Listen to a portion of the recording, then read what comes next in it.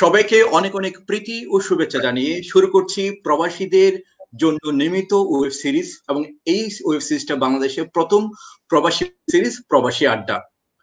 প্রবাসীরা বাংলাদেশের অর্থনীতির প্রাণ। প্রতি বছর হাজার হাজার কোটি টাকা বাংলাদেশে রেমিটেন্স হিসেবে পাঠিয়ে বাংলাদেশের অর্থনীতির চাকাকে সচল রাখছে প্রবাসীরা। প্রায় 1,30,00,000-এর বেশি প্রবাসী পৃথিবীর বিভিন্ন দেশে কাজ করছেন। সেই প্রবাসীদের বিভিন্ন সমস্যা, তাদের ভালো লাগা, মন্দ লাগা, সুখ এবং দুঃখের গল্প হচ্ছে প্রবাসী আড্ডা। এই প্রবাসী আড্ডাতে আমরা সরাসরি প্রবাসীদেরকে সংযুক্ত করি। আজকে আমাদের মাঝে আমাদের সবার প্রিয় গণপ্রজাতন্ত্রী বাংলাদেশ সরকারের পররাষ্ট্র মন্ত্রণালয়ের মাননীয় মন্ত্রী ডক্টর AK আব্দুল মোমেন উপস্থিত আছেন। মাননীয় মন্ত্রী, আপনাকে স্বাগত জানাচ্ছি। এবং প্রবাসীদের পক্ষ থেকে এই 1,30,00,000 প্রবাসী আজকে সবচেয়ে বেশি খুশি হয়েছে, বিশেষ করে ঈদের সময়। গতকালকে আমাদের প্রোগ্রামে আমরা প্রবাসীদের সাথে কথা বলছিলাম। আপনাকে ওদের দুঃখ, ওদের বলতে গেলে ওদের পিতা হচ্ছেন আপনি, ওদের আপনার প্রতি যথেষ্ট ভালোবাসা আছে। এবং এই যে একটা বিশাল কর্মযোগ্য বাংলাদেশ এমবিসির মাধ্যমে আপনারা সেবা দিয়ে যাচ্ছেন, কিন্তু সাম্প্রতিক সময়ে COVID-19 বিশেষ করে করোনা ভাইরাস আসার কারণে আমাদের প্রবাসীরা বিভিন্ন দেশে নানা ধরনের সমস্যায় পড়ছেন। প্রবাসীরা শুধু না, বাংলাদেশিরা সমস্যায় পড়ছেন। সেই সব বিষয় নিয়ে আজকে আমরা আপনার কাছ থেকে জানবো। তবে প্রথমে আমরা আপনাকে ঈদ মোবারক জানাচ্ছি এবং আমাদের অনুষ্ঠানে আসার জন্য আপনার প্রতি বিশেষ কৃতজ্ঞতা জানাচ্ছি। ঈদ মুবারক। এখন ঈদ আজকের তৃতীয় দিন, ঈদ মুবারক। আমরা এক্স্যাক্টলি 1,30,00,000 বলি, কিন্তু এক্স্যাক্টলি কত লোক আমরা ঠিক জানি না, কারণ আমাদের দেশের অনেক প্রবাসীরা বিদেশে চলে যান, কোনো ধরনের রেজিস্ট্রি করেন না। এইবারে আমরা এটার খুব হাড়ে হাড়ে ঠেল পেলাম, কারণ যখন অনেক প্রবাসী, প্রায় 80% প্রবাসী আপনার মধ্যপ্রাচ্যে থাকেন, কিন্তু তাদের পুরো তথ্য আমাদের জানা নাই। এবং তারা কোনোদিন যখন বিদেশে যান, গিয়ে আমাদের মিশনে যে একটি নিয়ম আছে যেখানে রেজিস্ট্রি করার, নাম ঠিকানা এগুলো লিপিবদ্ধ করা, সেগুলো ওনারা কখনোই গ্রাহ্য করেন না। তার ফলে এবারে আমাদের বেশ সমস্যা হয়েছে, কারণ ওনাদের যখন কষ্ট হচ্ছিল, আমরা চাই না যে একজনও প্রবাসী যারা আমাদের আপনার একটা সম্পদ, তাদের অসুবিধা হোক। আমরা সেই জন্য দেশ থেকে ওদের এই প্রথম, বাংলাদেশের ইতিহাসেই প্রথম, যে এই কোভিড ভাইরাস হওয়ার ফলে প্রবাসী যারা আছেন তাদের দেখভাল করার জন্য, তাদের সাহায্য করার জন্য দেশ থেকে আমরা টাকা পাঠাই, কিন্তু কোথায় কতজন পুরো হিসাবটা নাই। তার ফলে প্রথম একটু অব্যবস্থা হয়, বা পরবর্তীতে উই ম্যানেজড ইট। তাছাড়া সুখের বিষয় যে ওইসব দেশে অনেক প্রবাসীরা যারা একটু সংগতিপূর্ণ, তারাও কিন্তু এগিয়ে আসেন। আমি তাদের কাছেও কৃতজ্ঞতা জানাই। আপনি জিজ্ঞেস করেছিলেন যে এই প্যান্ডেমিকের ফলে কি সমস্যা হলো। একাধিক সমস্যা। আর প্যান্ডেমিকটা হয়, দেখেন সারা পৃথিবীতে লকডাউন হয়ে আছে, কাজকর্ম সব বন্ধ। প্রথম আমাদের দেশে প্যান্ডেমিকটা আসলো, আমরা 8ই মার্চে একজন মারা গেলেন প্যান্ডেমিকে সংক্রমণের কাহিনী আসলো। আমরা 12 তারিখে সিদ্ধান্ত নিলাম যে আমরা, বিশেষ করে তখন Italy was the epicentre of pandemic, তো আমরা সিদ্ধান্ত নিলাম ইউরোপ থেকে আমরা কোনো লোক আনবো না। এইটা আমরা সিদ্ধান্ত 12 তারিখে নিই। কিন্তু দুর্ভাগ্যবশত অনেকে আমাদের প্রবাসী যারা ইউরোপে থাকেন, তারা বিভিন্ন পথে বাংলাদেশে উপস্থিত। গভীর রাতে আমরা শুনলাম যে অনেক প্রবাসীরা আসছেন, 142 জন। তখন প্রশ্ন হলো কি করা, ওদের ফেরত পাঠিয়ে দাও। ফেরত পাঠিয়ে দিলে ওদের যথেষ্ট আপনার দুর্ভোগ পোহাতে হবে। তো সেই সূত্রে যেহেতু বাংলাদেশি অরিজিন, সেই জন্য আমরা তাদের গ্রহণ করলাম এক শর্তে, যে তাদের আমরা কোয়ারেন্টাইনে নিব। WHO তখন আমাদের নির্দেশনা দিল যে যারাই এই আসবে তাদের কোয়ারেন্টাইনে নিতে হবে 14 দিনের। তো আমরা 14 দিন, এর আগে আমরা চীন থেকে আমাদের 312 জনকে এনেছিলাম এবং তাদের আমরা কোয়ারেন্টাইন নিয়েছি। তো আমরা তাদের কোয়ারেন্টাইন নিব ঠিক করলাম। তারা খুব রাগটাগ করলেন। তারা বললেন যে বাংলাদেশের আইন তারা মানেন না, তারা ইতালির থেকে আসছেন, উন্নত দেশ থেকে, তারা বাংলাদেশের মতো দরিদ্র দেশে আইন মানবেন। তারপরে তারা আমাদের ব্যবস্থা দেখে খুব অসন্তুষ্ট হলেন। তারা বললেন তারা আপনার এই কমোডওয়ালা বাথরুম ছাড়া যান না, তারা 5 স্টার হোটেলের খাওয়ার চা খান না, বহু জমঝামেলা। যাই হোক, তারা মনে হলো যে তারা অল্প দিনেই একেবারে অন্যরকম লোক হয়ে গেছে। আমাদের দেশে ওখানে অধিকাংশ লোক যা ব্যবহার করে কিছুই তাদের অপছন্দ, সবকিছুই তাদের। যাই হোক, সেটা গেল। তারপরেই ওরা আমাদের কোয়ারেন্টাইন মানলেন না, ওরা বাড়ি বাড়ি চলে গেল। 4 জন সেখানে পুলিশের লোক ছিল, তারা ওনাদের হামকি দমকিতে ওরা ভয় পেয়ে আর কিছু করেন, তারা গেট টেট ভেঙে চলে গেল। আমাদের সমস্যা শুরু হলো সেইখান থেকে। আমাদের দেশ হয়তো পরে আসতো, কিন্তু তখন একটু তাড়াতাড়ি আসলো। আসলো কার কাছে? তাদের পরিবারের কাছে প্রথম আসলো। প্রথম যারা আমাদের আক্রান্ত হলেন নিজের পরিবারের লোক। তার ফলে আমরা সবসময় সবাইকে বলি, প্রবাসী এবং স্বদেশী সবাইকে বলি, সরকারের আইন না, নিজের তাগিদে, নিজের বাঁচার তাগিদে, পরিবারের বাঁচার তাগিদে আপনারা স্বাস্থ্যবিধি মেনে চলুন। এটা যদি করেন আপনিও বাঁচবেন, আপনার পরিবারের লোক বাঁচবে, আপনার পাড়া প্রতিবেশী বাঁচবে, আপনার দেশ বাঁচবে, মানুষ বাঁচবে। কারণ এটা কি একটা ভয়ানক রোগ, এটা আমরা টের পাই না, আগে কখনো ছিল না। যাই হোক, এইগুলো লম্বা না বলে যে আমরা তখন সিদ্ধান্ত নিলাম যে কিভাবে আমরা প্রবাস দেশে, কারণ অনেকের চাকরি চলে গেছে এবং তারা বেশ কষ্টে আছে। তা আমরা সিদ্ধান্ত আমার প্রবাসী কল্যাণ মন্ত্রীর সাথে একাধিক আলোচনা করে ঠিক হলো যে আমাদের প্রবাসীরা যেখানে যেখানে কষ্টে আছেন আমরা তাদের কিছু সাহায্য পাঠাবো, এবং সেটা আমরা করলাম।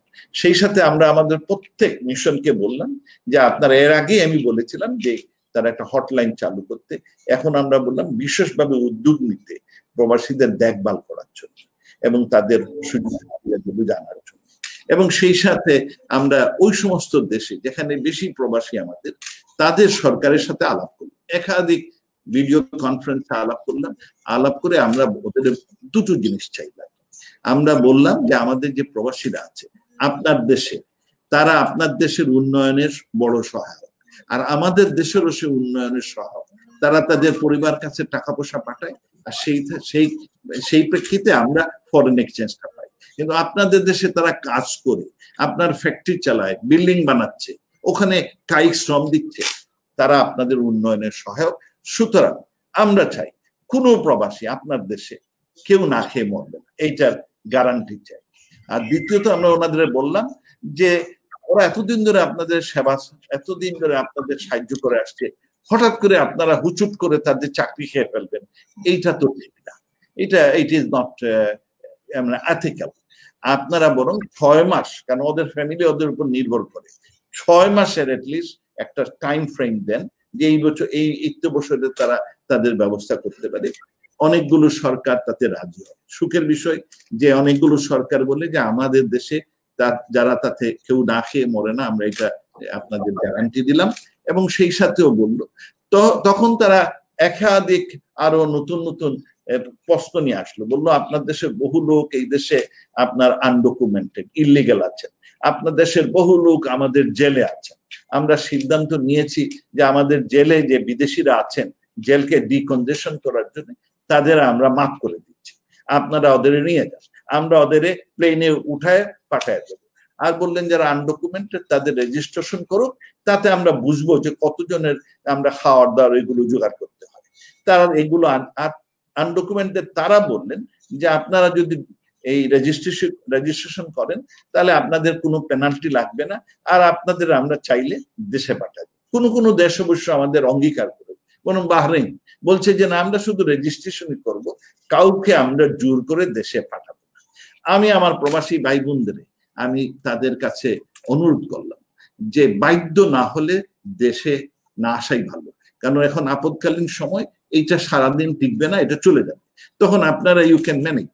সুতরাং যদি বাধ্য না হন তাহলে ও দেশেই থাকেন, ও দেশের আইন কানুন মেনে চলেন। আমাদের দেশও এই প্যান্ডামিক আসবে এবং ভবিষ্যৎটা উই ডোন্ট নো। যাই হোক, অনেকে শুনেছেন, অনেকে অসন্তুষ্ট হয়েছেন।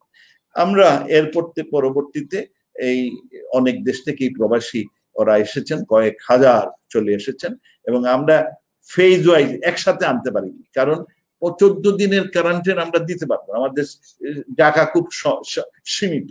প্রথম আমাদের 2000 লোক আমরা একসাথে রাখতে পারতাম, পরে 3000, এখন প্রায় 30,000 আমরা আস্তে আস্তে বর্ধিত করেছি। এখন অনেক লোক আছে। এর মধ্যে আমরা সবাইকে বললাম আপনারা একটা কাজ করলে আমাদের সুবিধা হয়, এটা হচ্ছে আমাদের কোয়ারেন্টাইন ধরে আর্মি, তারা এটা দায়িত্ব আমরা দিয়েছি ওই দুর্ঘটনার পর থেকে, আপনার এই ইতালির দুর্ঘটনার পর থেকে। ইতালির কয়েকটি লোক এই 142 জনের 20-25 জন তারা একেবারে হুলস্থুল কাণ্ড কারখানা করেছেন। এবং তারা, আমিও বহুদিন প্রবাসী ছিলাম, প্রবাসে আমরা কোনোদিন এই ধরনের অপকর্ম করি না। আমরা সেই দেশে সবসময় আইন কানুন, আমি 38 বছর প্রবাসে ছিলাম, কোনোদিন আইন কানুন এবং প্রবাসীদের সাথে দরহম মরহম ছিল। এখন ইদানিং অনেক কথা শুনি, এখন মনে হয় মাঠ থেকে মাসির দরদ বেশি। যাই হোক, বিদেশে ওনারা কিন্তু এইখানে এসে পুলিশ টুলিশে পিঠা দিয়ে দৌড়ে পালায় চলে। কিছু কিছু ভিডিওতে আসছে, সবগুলো আসেনি। এই কয়েকটি দুষ্ট লোক, এরা প্রবাসীর কুলাঙ্গার, এরা আসলে প্রবাসীর দে ডোন্ট রিপ্রেজেন্ট আপনার এক্সপেক্টেড কমিউনিটি। এনিওয়ে, তো আমরা এরপরে এই ফেজ ওয়াইজ লোক আনতেছি। আমাদের এখানে যারা আসতেছেন তাদের বললাম আপনারা একটা নেগেটিভ এই কোভিড ভাইরাস নেগেটিভের সার্টিফিকেটটা নিয়ে আসলে আপনারা বাড়িতে গিয়ে এই 14 দিন থাকতে পারেন। তো তখন যে বড় লোক যারা সাধারণ এলাকায় থাকে, আমরা বিনা পয়সায় কোয়ারেন্টাইন দিই, আমরা টেস্ট করি বিনা পয়সায়। অস্ট্রিয়াতে 160 ইউরো লাগে টেস্ট করতে, ভারতে খাওয়া দাওয়ার জন্য পয়সা লাগে, এই যে কোয়ারেন্টাইনে আমরা ফ্রি সব দিই। তা আমরা ঠিক করেছি এখন যারা বড় লোক, যারা আমাদের কোয়ারেন্টাইন, সাধারণ কোয়ারেন্টাইন পছন্দ করেন না, কারণ আমাদের প্রায় 1000 না 1200 টাকা খরচ হয় কোয়ারেন্টাইনে প্রতিদিন, আমরা এখন তাদের বড় লোকদের জন্য বলেছি আপনারা 5 স্টার হোটেলে থাকবেন, তবে আপনাদের পকেটের পয়সা দিতে হবে। পার ডে আমরা বিভিন্ন হোটেল আমাদের খালি, সেগুলো বোধহয় $70 করে পার নাইট নেয়, সামথিং লাইক দ্যাট। 14 দিন থাকতে হবে। তো এইভাবে আমরা আয়োজন করেছি। এখন মোটামুটি ইট ইজ মাচ স্মুথার আসছে, এবং যারা আসতেছেন আমরা তাদের গ্রহণ করছি।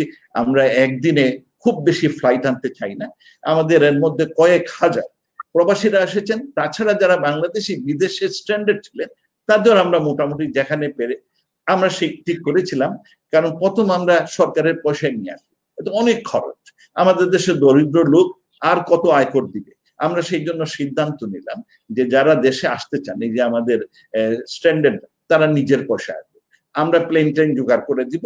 শুধু অল্প কয়েকজন হলে প্লেন জোগাড় হয় না, কারণ ওদের খরচ অনেক বেশি হয়। অনেক যদি হয় তাহলে বাগবাটুরা করে একটা রিজনেবল অ্যামাউন্ট হয়। তো সেইভাবে আমরা বিভিন্ন দেশ থেকে বিভিন্ন লোক নিয়ে এসেছি আমাদের বাংলাদেশিদের। আর এইখানেও যারা ছিলেন আমাদের বহু প্রবাসী বিদেশি নাগরিক, বলেন আমেরিকান নাগরিক, কানাডার নাগরিক, অস্ট্রেলিয়ান নাগরিক, জাপানের নাগরিক, আমরা তাদের জন্য বিদেশে যাওয়ার ব্যবস্থা করি। তো এইগুলো আমরা করছি। আমরা যেটা চেয়েছিলাম যে বিদেশে যারা থাকবেন প্রবাসীরা, তাদের সেইখানে 6 মাসের, বললাম কোন কোন দেশ বেতন টেতন দিয়েছে এবং বলেছে যে আমরা তাদের পরিবারের জন্য দেবো। আর কোন কোন দেশ বলছে দেখেন এরা সব প্রাইভেট সেক্টরে কাজ করে, আমরা কিভাবে সরকার ওদের এই 6 মাসের বেতন দিব, 4 মাসের বেতন দিব। আমরা বললাম খুব সহজ, আমাদের মাননীয় প্রধানমন্ত্রী একটি পদ দেখিয়েছেন। আমার দেশে যারা গার্মেন্ট ওয়ার্কার এরা প্রাইভেট সেক্টরে কাজ করে, কিন্তু মাননীয় প্রধানমন্ত্রী এদের জন্য 5,000 কোটি টাকা একটি প্রণোদনা দিয়েছেন, তাদের বেতন টেতন ঠিক। আপনার দেশে কাজ করে আপনারাও, আমরা সবাই মিলে একটা ফান্ড তৈরি করি, COVID-19 রিকভারি রেসপন্স ফান্ড, এবং এই ফান্ডে আমিও টাকা দেব, আপনারা দেন। আর বড় বড় যা প্রতিষ্ঠান আছে, ওয়ার্ল্ড ব্যাংক আছে, ইসলামিক ডেভেলপ, ওদের বলবো এখানে টাকা দাও। ইউরোপিয়ান ইউনিয়নকে আমি বলেছি, আমি ন্যামকে বলেছি যে ওইখানে টাকা দাও, সবাই টাকা দিয়ে তখন ওই টাকার থেকে ওই লোকগুলোকে আমি প্রাইভেট সেক্টর যারা আছে তাদের জন্য টাকা দেব। আর দ্বিতীয়ত আরেকটি ফাঁকে আরেকটি জিনিস বলেছি যে আমাদের প্রবাসীরা তারা খুব স্মার্ট, তারা একটু সুযোগ দিলে অনেক ভালো কাজ করতে পারে। যে রাস্তায় ক্লিনার, তাকে চাকরি নাই, তাকে যদি একটা দোকানের জন্য পয়সা দিয়ে দেন, দোকান তৈরি করে হলে আপনার দেশের উপকার হবে, আমারও উপকার হবে, ওই লোকেরও উপকার হবে। সুতরাং একটু কিছু যদি আমি বিদেশি তাকে কিছু মূলধন দিতে পারি, ক্যাপিটাল দিতে পারি, হি ক্যান ডু সামথিং, তাতে আপনারও লাভ আমারও লাভ। এইটা প্রপোজাল গুলো এখনো বিভিন্ন আলোচনায় আছে, কেউ ফেলে দেয় নাই, এইগুলো আমরা চেষ্টা করছি। সরি না, ধন্যবাদ মাননীয় মন্ত্রী। আমরা আসলে অনেকগুলো প্রশ্নের উত্তরের কিন্তু অনেকটা চলে আসছে, বিশেষ করে COVID-19 আসার পরে বাংলাদেশ যে রেসপন্সটা করেছে সেটা আপনি একদম প্রথম থেকেই বলে আসছেন যে অনেকগুলো গুরুত্বপূর্ণ পদক্ষেপ নিয়েছে। আমাদের কাছে যেটা হচ্ছে কি, বিশেষ করে কাতার এবং কুয়েত থেকে অনেকেই আমাদের কাছে জানতে চেয়েছেন যে বিশেষ করে অনেকে চাকরি হারিয়েছেন এবং অনেকেই খাবারের নানা ধরনের সমস্যায় পড়ছেন, এবং আমরা জানি যে এমবেসির মাধ্যমে আপনারা তাদেরকে সহযোগিতা করার জন্য আপ্রাণ চেষ্টা করছেন।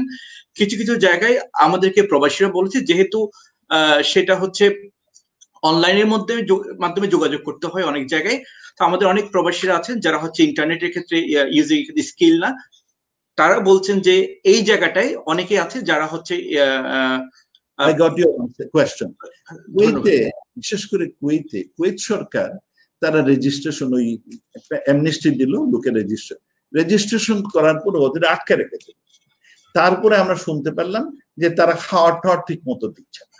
আমরা তখন আমাদের মিশনকে বললাম আপনারা যান ওখানে গিয়ে দেখেন কি হচ্ছে। তারপরে মিশন সেখানে গিয়ে কিছুটা ব্যবস্থা, তো সেখানে কিছু অসুবিধা হয়েছে। কুয়েত সরকার আবার একদিনে একটা লিস্ট পাঠালো, 12টা প্লেন দিয়ে আমার 4,500 প্রবাসীকে পাঠিয়ে দিবে। আমরা বললাম না, একদিনে পাঠাতে পারে। তারা বললো আমরা এখানে রাখতে পারবো না, ওরা হচ্ছে আনডকুমেন্টেড, ওরা ইলিগাল, আর হচ্ছে কি ওরা হলো প্রিজন, আমরা এদের রাখতে পারবো। আমরা বললাম কেন? তারা বললো আমাদের যে অসুবিধা আছে। আমরা তাদের অনেক খাওয়ার দাওয়ার পাঠিয়েছি কুয়েত সরকারকে, আমরা তাদের ডাক্তার পাঠিয়েছি, নার্স 100 জন আমরা মেডিকেল প্রফেশনাল পাঠিয়েছি তাদের সাহায্য করতে। একটু পরে একটু নমনীয় হলো, তারপরে আমাদের সেইখানে মিশন প্রধানকে আমরা বললাম যে এইগুলো আপনি একটু দেখভাল করেন এবং এই পকেট। তো কুয়েত এখন হ্যাড বিন স্ট্রিমলাইন, এখন কিন্তু কেউ না খেয়ে মরতেছে না, মানে অত অসুবিধা হচ্ছে না, কিন্তু সেখানে একটু দুর্গতি হয়েছিল, এটা we took care of them. আর বললেন যে কি কাতারের সমস্যা আমরা অত পাই নাই। যে একটা স্টোরি বের হয়েছিল বিবিসিতে, আমরা সেটা আমাদের রাষ্ট্রদূতকে চেক করতে পারি। উনি বললেন যে সবগুলোই ওখানে, উনি গিয়েছিলেন ওই এলাকায়, বললেন যে এরকম তো আমরা দেখিনি, আর কাতার সরকার আমাদের জোর করে পাঠাচ্ছে না। সেটা একটা যাতে তারা একটা লিস্ট দিয়েছে যে এত লোক, তো আমরা একটা হিসাব নিকাশ করে ঠিক করেছি যে মাসে আমরা অতজন লোক আনবো, আমরা এত বেশি একসাথে আনতে পারবো। তো তারা তাতে রাজি হয়েছে। এই যে সমস্ত দেশগুলোর মধ্যে আরেকটা সমস্যা ছিল যে আমাদের দেশে ওখানে অনেকেরই এই যে ভিসা টিসা শেষ হয়ে, ইকামার টাইম শেষ হয়ে গেছে। ওই সমস্ত সরকারদের সাথে আমরা আলাপ করেছি, তারা বলছে এই আপদকালীন সময়ে কারো যদি ভিসা এক্সপায়ার করে, ডোন্ট ওয়ারি, তারা অটোমেটিক এটারে বাড়ায় দিবে। যারা দেশে এসেছিলেন যেতে পারেন নাই, তাদের ক্ষেত্রেও তারা বলেছে কোনো অসুবিধা নাই, তারা যখন খুলবে তখন তারা যেতে পারবেন এবং তাদের ভিসা এবং ওয়ার্ক পারমিটটা তারা বাড়ায় দেবে। তো সেইগুলা অনেকের ভয়, কিন্তু এইগুলো তারা আমাদের আশ্বস্ত করেছে যে এইগুলোতে তারা কি করবে না। আর এর মধ্যে একটা আপনি প্রশ্ন করেছিলেন যে কি আমি বলছি যে প্রবাসীরা চুর। হ্যাঁ স্যার, এটা নিয়ে আমরা একটু আসবো। হ্যাঁ, আমার কাছে আমাকে প্রশ্ন করেছিল যে এক সাংবাদিক বদ্ধ মহিলা প্রশ্ন করেছিল যে আমাদের দেশে হঠাৎ করে যদি 10-15 লক্ষ প্রবাসীরা আসে তাহলে কি হবে এই প্যান্ডেমিকের কারণে। তা আমি বলছিলাম যে প্যান্ডেমিক হওয়ার ফলে এমনিতেই আমাদের অর্থনীতিতে বড় বেশ শক্ত মানে কষ্ট আসবে, কারণ আমাদের মেজর ইনকাম এক্সপোর্ট, এটা ধাক্কা খাচ্ছে, আমার রেমিটেন্স ধাক্কা খাচ্ছে। এর মধ্যে যদি ওনারা আসে সেই 10-15 লাখ, আমি বলছি যে এরা আসবে না, এরা অনেকেই স্মার্ট, অনেকেই আসবে না। তবে যদি একসাথে আসে সমস্যা হবে। আমাদের দেশে ইতিমধ্যেই যথেষ্ট আনএমপ্লয়মেন্ট আছে, অনেক লোক বেকার, বিশেষ করে শিক্ষিত যুবকের বেকার সংখ্যা যথেষ্ট বেশি। আর নতুন যদি আসে আরো বেকারত্ব বাড়বে, দারিদ্র বাড়বে, দেশে আইন শৃঙ্খলার অবনতি ঘটতে পারে এবং তার ফলে চুরিচামারিও বাড়বে। আমি প্রবাসী চোর সেটা বলিনি, আমি বলছি দেশে যেগুলো লাইকলি হ্যাপেন, দারিদ্র বাড়লে, আনএমপ্লয়মেন্ট বাড়লে নিশ্চয়ই আপনার দেশে চুরিচামারি বাড়বে, আইন শৃঙ্খলার অবনতি ঘটবে। কিন্তু এইটারে কোনো দুষ্ট লোক এটারে ঢং বানিয়ে, টুইস্ট বানিয়ে প্রচার করছে।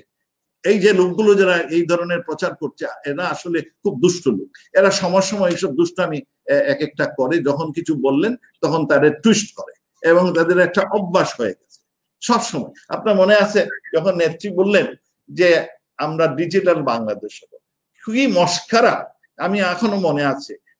এই আমার বহু প্রবাসী আমার বন্ধু বান্ধবরাই মস্করা করতে করতে বাংলাদেশ ডিজিটাল হবে, যেখানে কোনো এরা কিছুই বুঝে না, আর সে করবে। যখন নেত্রী বললেন যে আমরা খাদ্যে স্বয়ংসম্পূর্ণ হব 2009 সালে, উনি বললেন যে আমরা 2013 সালে খাদ্য, তখন লোকের হাসি যে পাগল নাকি বাংলাদেশ খাদ্য সংসদ, কিছু লোক এই ধরনের আছে।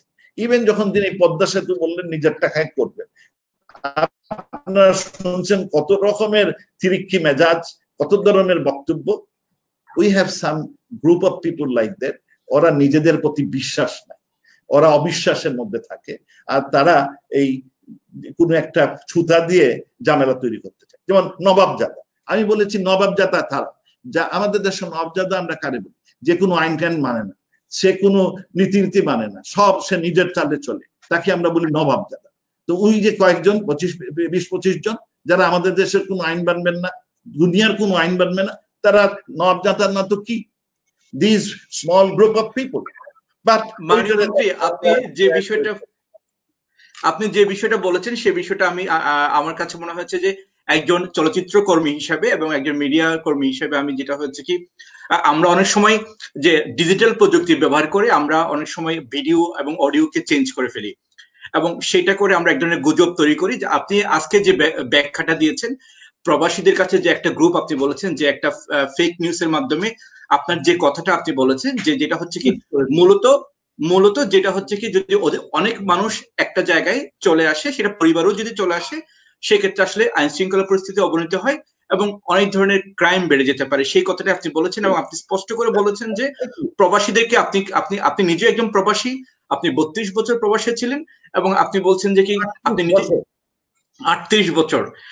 সেই সম্পর্কে আমরা একটু জানবো, আপনার বর্ণাঢ্য প্রবাস জীবন। আমরা জানি আপনি বাংলাদেশের দীর্ঘদিন বাংলাদেশের জাতিসংঘের রিপ্রেজেন্টেটিভ হিসেবেও ছিলেন, এবং আপনার বর্ণাঢ্য একাডেমিক লাইফ আছে, সেইটাও আমরা যাব। তো প্রবাসীদের যে বিষয়টা আমার মনে হয়, সম্মানিত প্রবাসী বলি, দুষ্ট লোকের আমরা চিঠি পেলাম ইউএস গভর্নমেন্টের কাছ থেকে, একটা আর্জেন্ট মেসেজ আসলো যে তারা 22টা আইটেম, ওই যখন প্যান্ডেমিক আসলো আমাদের তখন অত বিকট আকারে ধরে নাই, তখন তারা ইউএস বলল যে তোমাদের দেশ থেকে আমরা 22টা আইটেম, এই যে প্যান্ডেমিক মেডিকেল ইকুইপমেন্ট কিনতে চাই, আমরা তোমাদের থেকে এটা চাই। আমরা বললাম যে দেখি এটা তো আমি আর জানি না, তো আমরা আমাদের যারা গার্মেন্ট ব্যবসায়ী সেই এফবিসিসিআই তারপরে বিএজিএমএ ওদের ডাকলাম, বললাম ওরাই তোমাদের বলতে পারবে যে এই জিনিসগুলো তোমরা দিবে কি। জিনিসগুলো কি? হেড কাভার, শু কাভার, পিপিই, এই নানান ধরনের জিনিস। তো তারা চাইলো এইগুলো, আমরা তখন ব্যবসায়ীদের ডাকলাম, এর মধ্যে তারা আরো 3টি যোগ করলো, বললো 25টি আইটেম আমরা চাই। আমাদের ব্যবসা তখন বললাম যে দেখো তোমরা যদি এটা করো, আমরা গভর্নমেন্ট তো এটা বেচাকেনা করি না, তোমরা ব্যবসায়ীর সাথে আলাদা।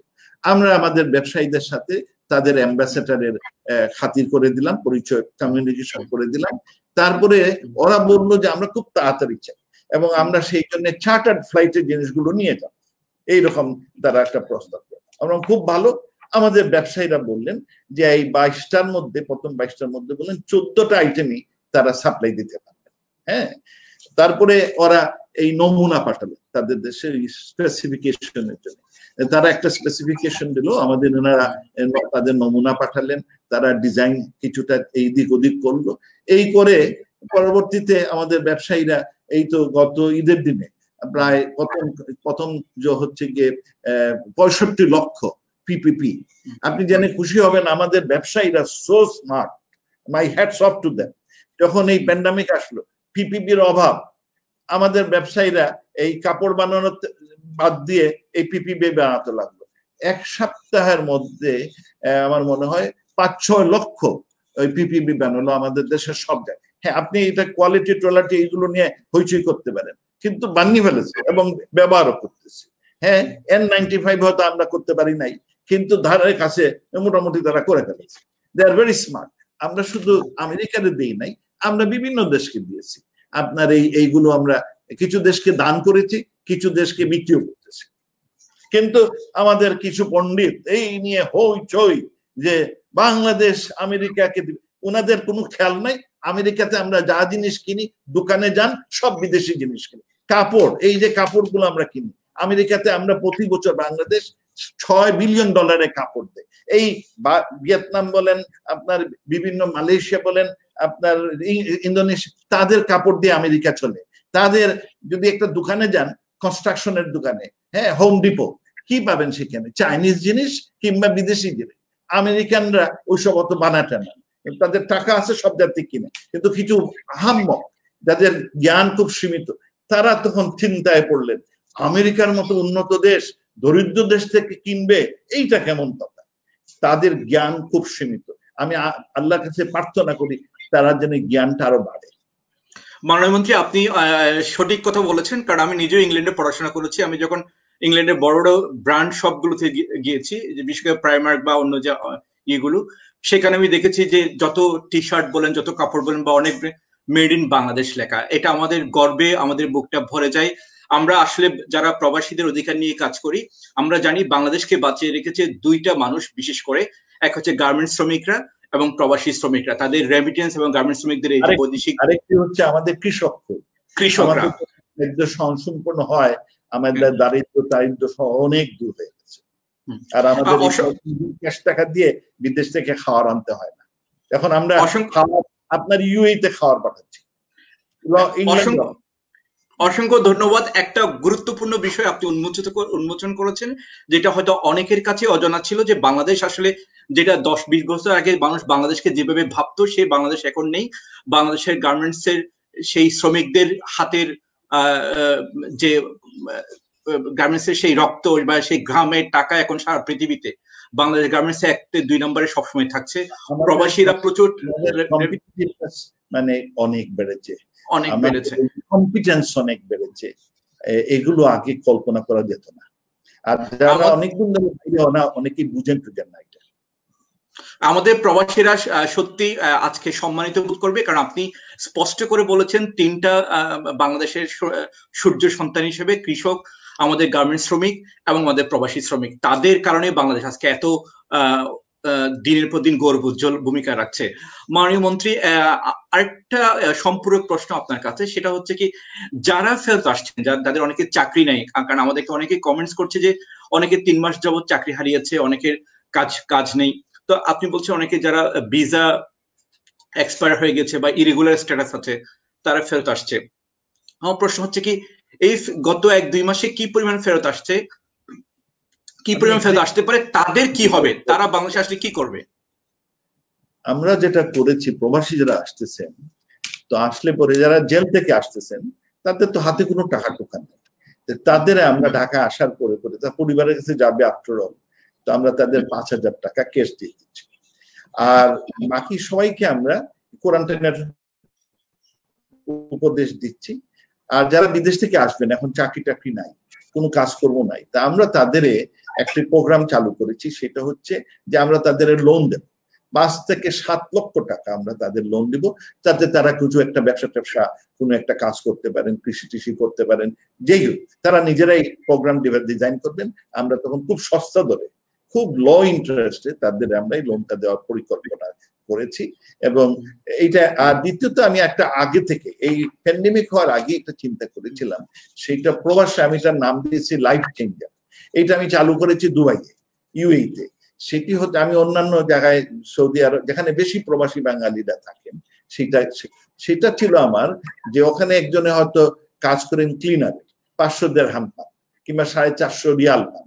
আমি তাকে যদি ড্রাইভিং শেখাইতে পারি, ড্রাইভিং শিখতে পয়সা লাগে, ড্রাইভিং যদি শিখাতে পারি, তাহলে সে 4,000 দিরহাম পাবে, তার লাইফটা চেঞ্জ হবে। এই জন্য আমি লাইফ চেঞ্জার স্কিল ট্রেনিং শুরু করেছি। আর কিভাবে তাকে ট্রেনিংটা দিব, আমি সরকারের পয়সা দিচ্ছি না, আমার সরকারের মিশন আছে, মিশন সন্ধ্যার পরে খালি থাকে, কোনো কাজকর্ম নেই। এই যে আমার জায়গাটা, আমি সেইখানে স্থানীয় যারা প্রবাসী বাংলাদেশি ওখানে একটু অবস্থাপন্ন, তাদের আমি রিকোয়েস্ট করেছি যে আপনারা একটা কাজ করেন, হ্যাঁ, যে এই লোকগুলোরে এই ট্রেনিংটা দেন, আপনারা কিছু লোকাল টাকা জোগাড় করেন। সবাই রাজি হয়েছে, তারাই রাজি হয়েছে, তাদের পয়সা দিয়ে হচ্ছে, তারা রাজি হয়েছেন। আমি শুধু আমার মিশনের জায়গা করে দিয়েছি, আর ওনারা ওখানে আসিয়া লোক ইনস্ট্রাক্টর, এবং ইনস্ট্রাক্টরটা সেই যার সার্টিফিকেটে ওদের চাকরি হবে, জানতেন না ওই দেশের আপনার মার্কা মারা নাম্বার 1 যে ইনস্টিটিউশন, তা সে দেবে, যাতে ওর সার্টিফিকেটটা কাজের হয়। যে একটা কিছু ইংরাজি বলা, কিছু আরবি বলা, কিছু আইটি শেখাইলে সে ক্লিনার থেকে গিয়ে সেলসম্যান হতে পারে। আমি দেখি আমার ভারতীয় কিংবা কিসে বলে যে সাউথ কোরিয়ান কোরিয়ান লোকেরা এত ব্যবসার সব দোকানে বসে থাকে, আমার ছেলে পারবে না কেন? দে আর ভেরি স্মার্ট। শুধু তাকে যদি টাইপ টুই পড়াইতে পারি, সুট টুট পড়াইতে পারি, একটু ইংরেজি শিখাই, একটু আরবি শিখাই, আর কেমনে কম্পিউটার চালাইতে হয়, কিভাবে, হি ক্যান ডু ইট। এই প্রোগ্রামটা আমরা শুরু করেছি, আর এইটা আমরা আরো বাড়াবো, যাতে আমাদের এই যে মানে এই শ্রমিকরা তাদের লাইফটা চেঞ্জ করতে পারে। অসংখ্য ধন্যবাদ। আপনি যে গুরুত্বপূর্ণ কথাটা বলেছেন, যে আপনি অলরেডি বলেছেন যে আপনি সংযুক্ত আরব আমিরাতে সেটা চালু করেছেন, বিশেষ করে ওখানে যারা আছে তাদের স্কিল ডেভেলপমেন্টের মাধ্যমে তারা যেহেতু আরো ভালো স্যালারি পেতে পারে, সেটা আমার মনে হয় এটা বাংলাদেশে একটা গুরুত্বপূর্ণ একটা পদক্ষেপ, এবং আমি আমার এই অনুষ্ঠানের মাধ্যমে প্রবাসীরা সেটা জানলো। মাননীয় মন্ত্রী, আরেকটা যেটা আমরা দেখেছি, বিশেষ করে আমরা যখন প্রবাসীদের অধিকার নিয়ে যখন আমরা কাজ করছি, আমরা যেটা দেখেছি হচ্ছে কি, আপনি ভারতীয়দের কথা বলেছেন, তারা স্কিল বা ফিলিপিনোদের কথা, সেখানে যে মধ্যপ্রাচ্যে অধিকাংশ মিডিয়াতে, বিশেষ করে পত্রিকাতে হচ্ছে কি ভারতীয়রাই চাকরি করে, যে কারণে আমাদের বাংলাদেশিরা যে কাজগুলো করে, আমাদের বাংলাদেশের প্রবাসীদের অনেক সুনাম আছে, অনেকে অনেক সততার পরিচয় দিয়েছে, অনেক মহৎ কাজের পরিচয় দিয়েছে, কিন্তু সেই ভালো কাজগুলো সেই দেশের মিডিয়াতে আসে না। এই ব্যাপারে বাংলাদেশকে ব্র্যান্ডিং করার জন্য কোনো পরিকল্পনা আছে কিনা? বিশেষ করে এই প্রবাসী, এটা তো আমাদের মিডল ইস্টে বড় বড় পত্রিকা, আর খালিজ বলেন, আর আরব নিউজ বলেন, সৌদি গ্যাজেট বলেন, এই সবই হচ্ছে কি ভারতীয় বংশোদ্ভূত লোক কাজ করে। হ্যাঁ, তা এরা খুঁজে খুঁজে বাংলাদেশিদের দোষ বের করে। আমি সৌদি আরবের কথাই বলি, আমি ওখানে ছিলাম, যে ওখানে আপনার ভিডিও বানায়, বাজে ভিডিও বানায়, হ্যাঁ, এগুলো ভারতীয়রা বানায়, আর গাড়িতে গিয়ে বিক্রি করে বাঙালিরা, ওই কিছু পয়সা দেয়, ও গিয়ে বিক্রি করে, আর ধরাও পড়ে। আর তখন এই ভারতীয় সাংবাদিক বাংলাদেশিরা এই ব্লু ফিল্ম বিক্রি করছে এইসব নিয়ে অনেক স্টোরি বানায়, এবং ধরাও পাইছে তার। এইটা আমাদের সেখানে যেহেতু শিক্ষিত বাংলাদেশি সংখ্যা, মানে বিশেষ করে মিডিয়াতে খুব একটা নাই, এই কারণে ওখানে ওদের একটা আধিপত্য আছে, এবং আধিপত্য আমরা এখনো এটাতে কুলা। তবে হ্যাঁ, গুড নিউজ ইজ, সম্প্রতি আমি ইউএইতে দুবাইয়ে দেখেছি একজন বাঙালি একটা মেয়ে সেখানে বড় পত্রিকায় কাজ করতেছে, হ্যাঁ, আসতেছে, বাট আমরা রিলেটিভলি এখনো পিছনে। তবে এইগুলো, এই মিডিয়াগুলো আমাদের একটা শত্রু হিসাবে বিভিন্ন জায়গায় কাজ করে, বিশেষ করে প্রবাসী বাঙালিদের দেখলেই তারা খুব নোংরা ভাবে এদের চিত্রিত করে। হ্যাঁ, এইটা একটা, ইট ওয়াজ অলওয়েজ এ ফাইট। আমি সেখানে যেমন ইয়াদে ছিলাম, খালেদা মাইনা আরব নিউজের কি ছিলেন, তো তাকে আমি একদিনের কাহিনী শোনালাম, এন্ড হি লাইকড ইট। তারপরে সে একটা আর্টিকেল লিখলো, সেটা লিখলো যে রাত দুপুরে 2টার সময় তার গাড়ির যদি টায়ার নষ্ট হয়, এইখানে সে কার কাছে সার্ভিস পাবে? বাঙালি দোকান যদি হয়, গভীর রাতে সে নক করলে ওই বাঙালি ড্রাইভার লোকটা উঠবে, উঠে সে নিজের চেষ্টায় গাড়ি মেরামত করে দিবে, তারপরে তার যাইতে চায়, অন্য কেউ এটা করবে না। সেইটা নিয়ে একটা কলাম লিখে, হ্যাঁ, ইট ওয়াজ এ গুড কলাম। এটা লেখার পরে বহুত লোক যা বলে এইরকম বাঙালি, বলি জি এইরকমই বাঙালি, এইগুলো কেউ বলে না। আপনি যে কথাটা বলেছেন, আমি খালিজ টাইমসে আমার বন্ধু আছে, সেও ইন্ডিয়ান, ফিচার এডিটরের মধ্যে, তারা লিখেছে যে বাংলাদেশি অনেকেই ট্যাক্সি চালকে, সেটা নিউ ইয়র্কে পেয়েছি, সেটা তুমি অনেক টাকা পয়সা পাওয়ার পরও সে মালিকের কাছে গিয়ে পৌঁছে দিয়েছে। বাংলাদেশি প্রবাসীদের সততার কথা এখন সারা বিশ্বে, কিন্তু এই বিষয়গুলো কিন্তু আমরা আপনার কদিন পরে নিউ ইয়র্কের মেয়র বলেন, গভর্নর বলেন, নিউ ইয়র্ক স্টেটের গভর্নর বলেন, কদিন পরে দেখা যায় বাঙালি ট্যাক্সি ড্রাইভার। নিউ ইয়র্কে আমাদের ট্যাক্সি ড্রাইভার প্রায় 35,000, অধিকাংশ নিউ ইয়র্ক বাঙালি ট্যাক্সি ড্রাইভার। তারা আপনার বড় লোকের টাকা, মিলিয়ন ডলারের ডায়মন্ড, সেইটা তার গাড়িতে পেয়েছে, তারা এটা দিয়ে দিয়েছে, নিউ ইয়র্ক সিটি তাদের অনার করেছে। আমরা তখন হৃদয় ট্যাক্কারে গর্বে ভরে উঠত। এই স্টোরি কিন্তু বড় করে ফলো করে না এই বিভিন্ন জায়গাতে, আমাদের দেশেও করে না। কিন্তু এই যে নিউ ইয়র্ক মেয়র তাকে অনার করলো তার এই সততার জন্য, এইটা আমরা এখানে সেলিব্রেট করা উচিত, কিন্তু অনেক সময় সেইটা এই ধরনের কেউ করে না। তাদেরকে দেশে এনে একটা রাষ্ট্রীয় কিও দেন, অনারও দেন, but they are our best ambassadors, image builders.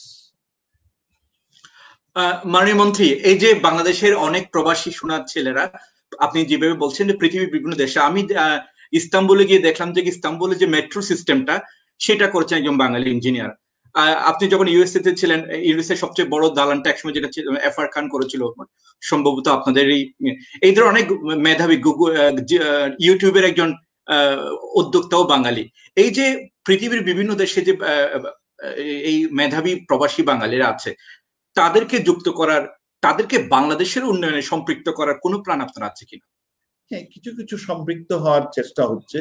আমরা যেমন আইটিতে যথেষ্ট লোক বিদেশ থেকে এনেছি, যারা বিদেশে কাজ করতেন তাদের নিয়েছি, এবং যারা ধরুন আপনার এই সম্পর্কে যথেষ্ট এক্সপার্টিজ আছে তারা দেশেও কাজ করে। আমরা বিকাশের কথাই বলি না কেন, হ্যাঁ, এই যে কামাল কাদের, তারপরে কাদের সাহেব যিনি আপনার এই কি করলেন, আমাদের দেশের সেল ফোনটা, গ্রামীণ ফোনটা চালু করলেন, মিস্টার কাদের সাহেব এটা সংগ্রহ করেন, কেউ আসতে চায় নাই, টেনুরের সাথে উনি সম্পর্ক করেন, উনার ছোট ভাই বিকাশটা করেছে।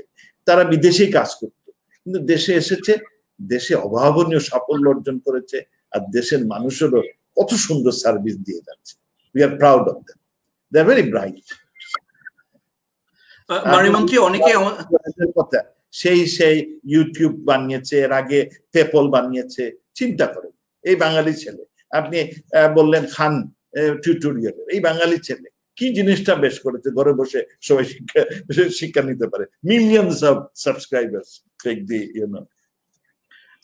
মাননীয় অনেকে আমাদেরকে জিজ্ঞেস করছে, আমি দুইটা প্রশ্ন সম্পর্ক, একটা হচ্ছে কি প্রশ্ন যেটা আসছে প্রবাসীদের পক্ষ থেকে এবং সাংবাদিকদের পক্ষ থেকে, যে অনেকে যারা জেলখানায় আছে বা লকডাউনের মধ্যে যাদেরকে ধরপাকড় করছে, তারা কিভাবে সুরক্ষা পেতে পারে এবং বা দেশে আসতে পারে, পাশাপাশি যারা দেশে চলে আসছে, যারা চাকরি হারিয়েছে বা ব্যবসায় ধস নামার কারণে চলে আসছে বা ভিসা এক্সপায়ার, তাদের জন্য বাংলাদেশে আসার পর দীর্ঘমেয়াদী কোনো পরিকল্পনা করছেন? আপনি তো বলেছেন যে লোন দেওয়ার একটা ইনিশিয়েটিভ আপনারা নিয়েছেন, অন্য কোনো পরিকল্পনা বা যারা লকডাউন এখন ধরপাকড়ের শিকার হচ্ছে তাদের জন্য কোনো পরিকল্পনা, তাদেরকে ফেরত আনার বা কিছু? বৃহত্তর দেশে আমরা, আমার ধারণা যে এই প্যান্ডেমিকের পরে একটা বড় রকমের কষ্ট হবে আমাদের। আমরা যেভাবে গ্রোথটা করেছিলাম 8.2% জিডিপি গ্রোথ, আমরা এটা ধরে রাখতে পারবো কিনা আমার ভয় আছে। তবে মাননীয় প্রধানমন্ত্রী এটা ধরে রাখার জন্য 1000 কোটি টাকা একটা প্রণোদনা চালু, এটা যদি আমরা ইমপ্লিমেন্ট করতে পারি তাহলে আমার মনে হয় যে আমরা যথেষ্ট সফল হব। এবং প্রত্যেক শ্রেণী পেশার জন্য উনি এই প্রণোদনাটা দিয়েছেন। দিস ইজ দ্য হাইয়েস্ট, বাংলাদেশের ইতিহাসে হাইয়েস্ট রেকর্ডেড আপনার এই প্রণোদনাটা 3.5% অফ দ্য জিডিপি। তো এইটার প্রেক্ষিতে আমরা যেটা চাচ্ছি, এবং আমার পররাষ্ট্র মন্ত্রণালয় যেটা কাজ করতেছে, সম্প্রতি চীনের বিরুদ্ধে বড় রকমের একটা সারা বিশ্ব জুড়ে একটা আক্রমণ শুরু হয়েছে।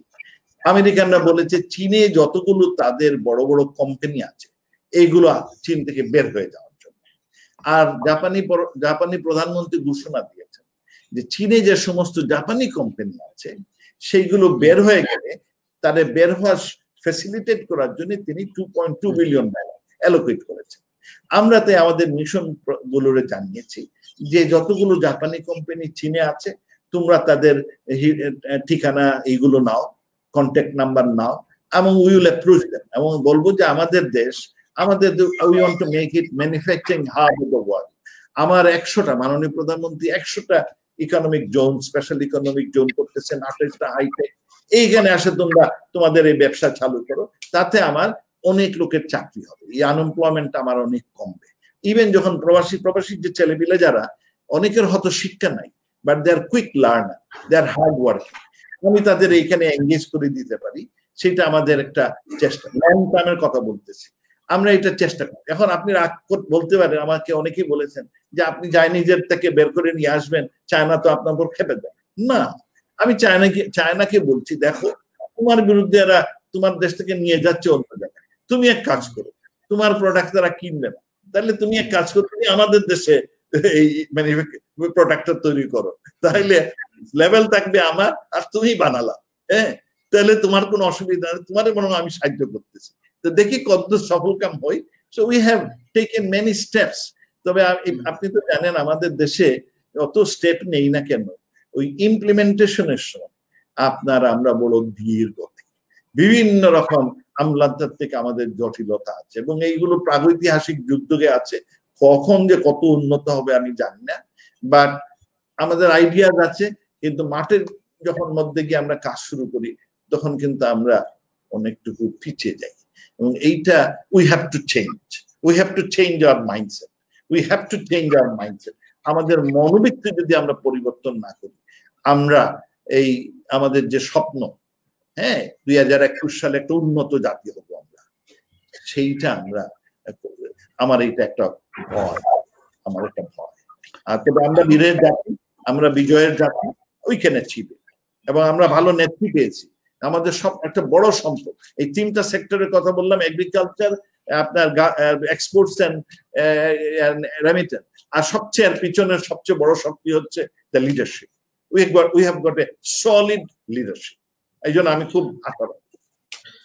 মাননীয় মন্ত্রী, 2টা বিষয় প্রবাসীরা জিজ্ঞেস করছে আপনার কাছে, সেটা হচ্ছে কি, যে লোনটা আপনি বলছেন খুবই কম, 2 থেকে 3% সুদে যে যারা ফেরত আসছে তাদের জন্য যে আপনারা পরিকল্পনা নিয়েছেন, সেই বিষয়টাতে যাতে সব প্রবাসীদেরকে যারা এই সময় ফেরত আসবে, মানে বৈধ অবৈধ সবার জন্য কি এটা প্রযোজ্য হবে কিনা? আরেকটা যেটা হচ্ছে, আপনি যে এখন বিভিন্ন ত্রাণ সহায়তা দিচ্ছেন বিভিন্ন জায়গায় সরকারের বিভিন্ন ইয়ে থেকে, সেখানে প্রবাসীদের পরিবারকে যেহেতু রেমিটেন্স তারা পাঠাতে পারছে না, প্রবাসীর পরিবারের অনেক সমস্যা আছে, তাদেরকে যুক্ত করার কোনো উদ্দেশ্য আছে কিনা, সুযোগ আছে কিনা? যে আমরা যে এই যে পুনর্না যে লোনটা দেব, তারা একটা প্রজেক্ট সাবমিট করবে, এবং প্রজেক্ট সাবমিট করার প্রেক্ষিতে তাদের দেওয়া হবে। সেইটাতে বৈধ অবৈধ ডাজ নট ম্যাটার, সবাই জন্য আপনার উপযোগী হবে। But they have to submit যে এই টাকাটা খাবেন না নিয়ে, এইটা দিয়ে যাতে ইনভেস্ট করেন কোনো কিছু, এবং একটা দোকানও যদি দেয়, মানে তার আয়ের একটা ব্যবস্থা করতে হয়। আর যে অন্য যেটা বললেন যে আমরা যেটা মাননীয় প্রধানমন্ত্রী লকডাউন হওয়ার পরে যেটা ঠিক করলেন, যে দেশের প্রত্যেক লোক যেই ডিজার্ভিং, যারই কাজকর্ম নাই কিংবা আগে কাজ করতো, কিংবা প্রবাসীর পরিবার, সেও ঝামেলা আছে, আগে টাকাটা আসতো, এখন টাকা আসে না, প্রত্যেক আমরা আসতো বাংলাদেশে প্রায় 1.5 কোটি লোকরে বাড়িতে খাবার পৌঁছে দিচ্ছি, আরো 50 লক্ষকে নতুন রেশন দিয়েছি, এবং সেইখানে প্রবাসী নন প্রবাসী ডাজ নট ম্যাটার, যেই যারই খুব প্রয়োজন সেইখানে স্থানীয় নেতৃবৃন্দ, আমাদের প্রশাসন, এরা খুব ভালো কাজ করেছে। আমি সিলেটের কথা বলতে পারি, সিলেটে আমাদের এই ডিস্ট্রিবিউশনটা অত্যন্ত স্মুথ, কোনো ধরনের কারচুপির অভিযোগ পাওয়া যায় নাই, বানোয়াট পাওয়া যায় কিন্তু কোনো সত্যিকার কোনো অভিযোগ পাওয়া যায় না। কোনো ক্ষেত্রে যদি এখানে পৌঁছানো না যায়, ওরা আমাদের জানালে পরে তখন স্থানীয় প্রশাসন সেখানে গিয়ে তার সাহায্য করে, সেইটাতে প্রবাসীর পরিবারও তারাও পাবেন। আমি বলি, আমাকে মালয়েশিয়া থেকে এক প্রবাসী কি করেছেন, টেক্সট মেসেজ করেছেন যে উনি ওখানে আটক আছেন, ওনারও অসুবিধা, আর ওনার পরিবারেরও এই ঈদের সময় ঝামেলা। আমরা এটা পেয়ে আমরা জানিয়েছি, তাকে পৌঁছে দেওয়া হয়েছে, খাওয়ারও পৌঁছে দেওয়া হয়েছে, এবং অন্য বিধ জিনিসও পৌঁছে দেওয়া হয়েছে। So we are very concern about it and sensitive to it. অসংখ্য ধন্যবাদ যে আপনি খুব গুরুত্বপূর্ণ বিষয়টা তবে ওদের অনুরোধ হচ্ছে কি, জেলা পর্যায়ে যে আমাদের জেলা প্রশাসক মহোদয়কে একটু ইনফর্ম করে দেওয়া হয় যে প্রবাসীদের পরিবারদেরকে একটু বিবেচনা রাখার জন্য ত্রাণগুলো লিস্ট করে লিখছেন, আকামার টাকা যদি কম না করে, এইটা খুব ভয়ের কারণ। সৌদি আরব আকামার টাকা বাড়িয়েছে, আগে শুধু পরিবারের একজনের আকামা হতো, এখন সবার জন্য টাকা চার্জ করছে, স্কুলের বেতন বাড়ায় দিচ্ছে, আপনার ব্যাট বাড়াতে 3 গুণ বাড়িয়ে দিয়েছে। মানে কি শুরু করেছে যে আগামীতে ওই দেশে কোনো প্রবাসী টিকে থাকতে পারবে না, কারণ সে যে টাকাটা পাবে ওই টাকা সেভ করার কোনো উপায় থাকবে না। এইটা ওই দেশের তারা যে সাউদাইজেশন করতে চায়, তারা সিদ্ধান্ত নিয়েছে 2030 সালের মধ্যে তাদের দেশে 70% সাউদি লোক কাজ করবে, বাকিদের বের করে দেবে। এইটা একটা তাদের পলিসি। আমরা এটা ওখানে কিছু করতে পারবো না, ওই কেন, বাট তখন আমাদের যেটা করতে হবে যে আমরা নতুন মার্কেট খুঁজতে হবে।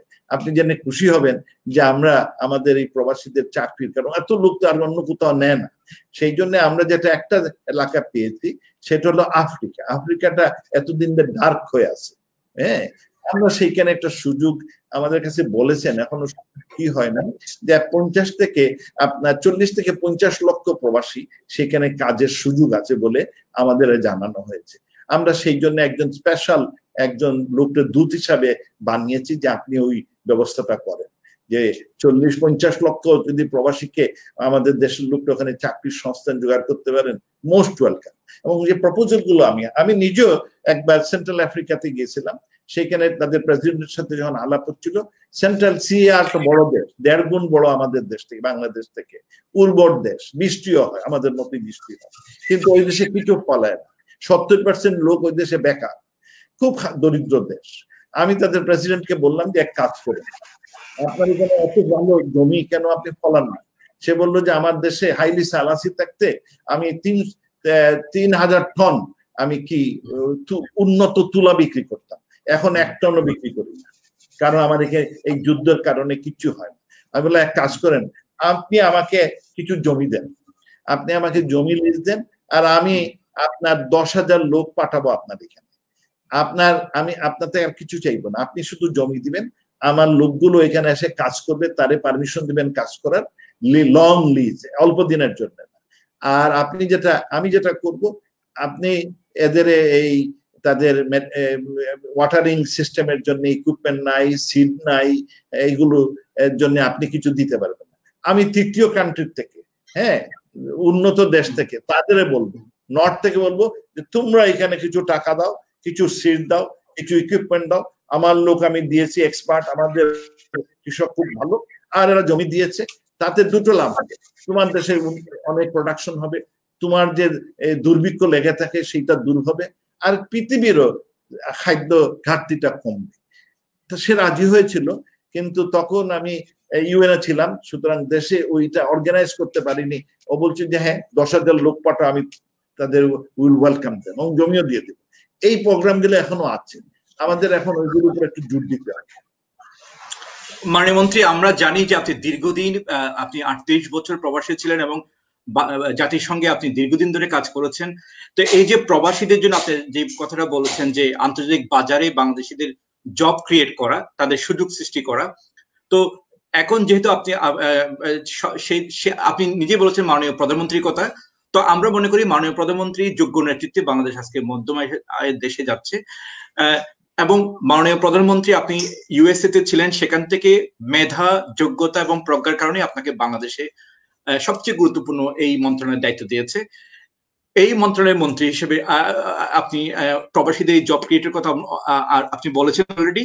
ভবিষ্যতে আপনার কি পরিকল্পনা আছে পৃথিবীর বিভিন্ন দেশে, বিশেষ করে যারা এডুকেটেড বেকার বাংলাদেশে আছে, তাদের জন্য গ্লোবাল মার্কেটে জব ক্রিয়েট করার কোনো সুযোগ বা পরিকল্পনা আপনার আছে কিনা? অবশ্যই। পাশাপাশি আপনি আমাদেরকে, জি হ্যাঁ, পাশাপাশি যদি আপনি এটা শেষ করে দেন, আমি আপনার একটু জীবন সম্পর্কে আমরা জানতে চাই, কারণ আমাদের প্রবাসীরা জানতে চেয়েছে মাননীয় পররাষ্ট্রমন্ত্রীর শৈশব এবং পড়াশোনা এবং প্রফেশন সম্পর্কে। এই বুড়ো বয়সে গুলো জানা আছে। যাই হোক, আপনার এই যে সরকারের একার পক্ষে সবকিছু সম্ভব না। We need to have a good partnership with business sector, with philanthropy, with the civil society, সবাইকে নিয়ে কাজ করতে হবে। সরকার অনেকগুলো গাইডলাইন দিবে, কিন্তু সেইখানে বাকিদেরও অগ্রসর না আসলে খুব মুশকিল। এই যে আপনার বিদেশে চাকরির সংস্থান আমরা নতুন খুলেছে, কিছু পাচ্ছি, যেমন জাপানে কিছু স্কিল লোক নিবে, যেমন হংকংয়ে অনেক লোক নেওয়ার জন্য তারা বলেছে, কিন্তু তারা এই হাউসের কাজের জন্য হেলথ যেতে, আমাদের সেই ধরনের হেলথ নলেজের লোকজন নাই। আমাদের 28,000 লোক নিতে বলেছিল, আমরা বোধহয় 2,000 না কত পাঠাতে সক্ষম হয়েছি, কারণ ওদের ক্রাইটেরিয়াতে মিলতেছে না। হ্যাঁ, জাপানে তারা বলছে যিনি যাবেন তিনি জাপানি ল্যাঙ্গুয়েজ জানতে হবে।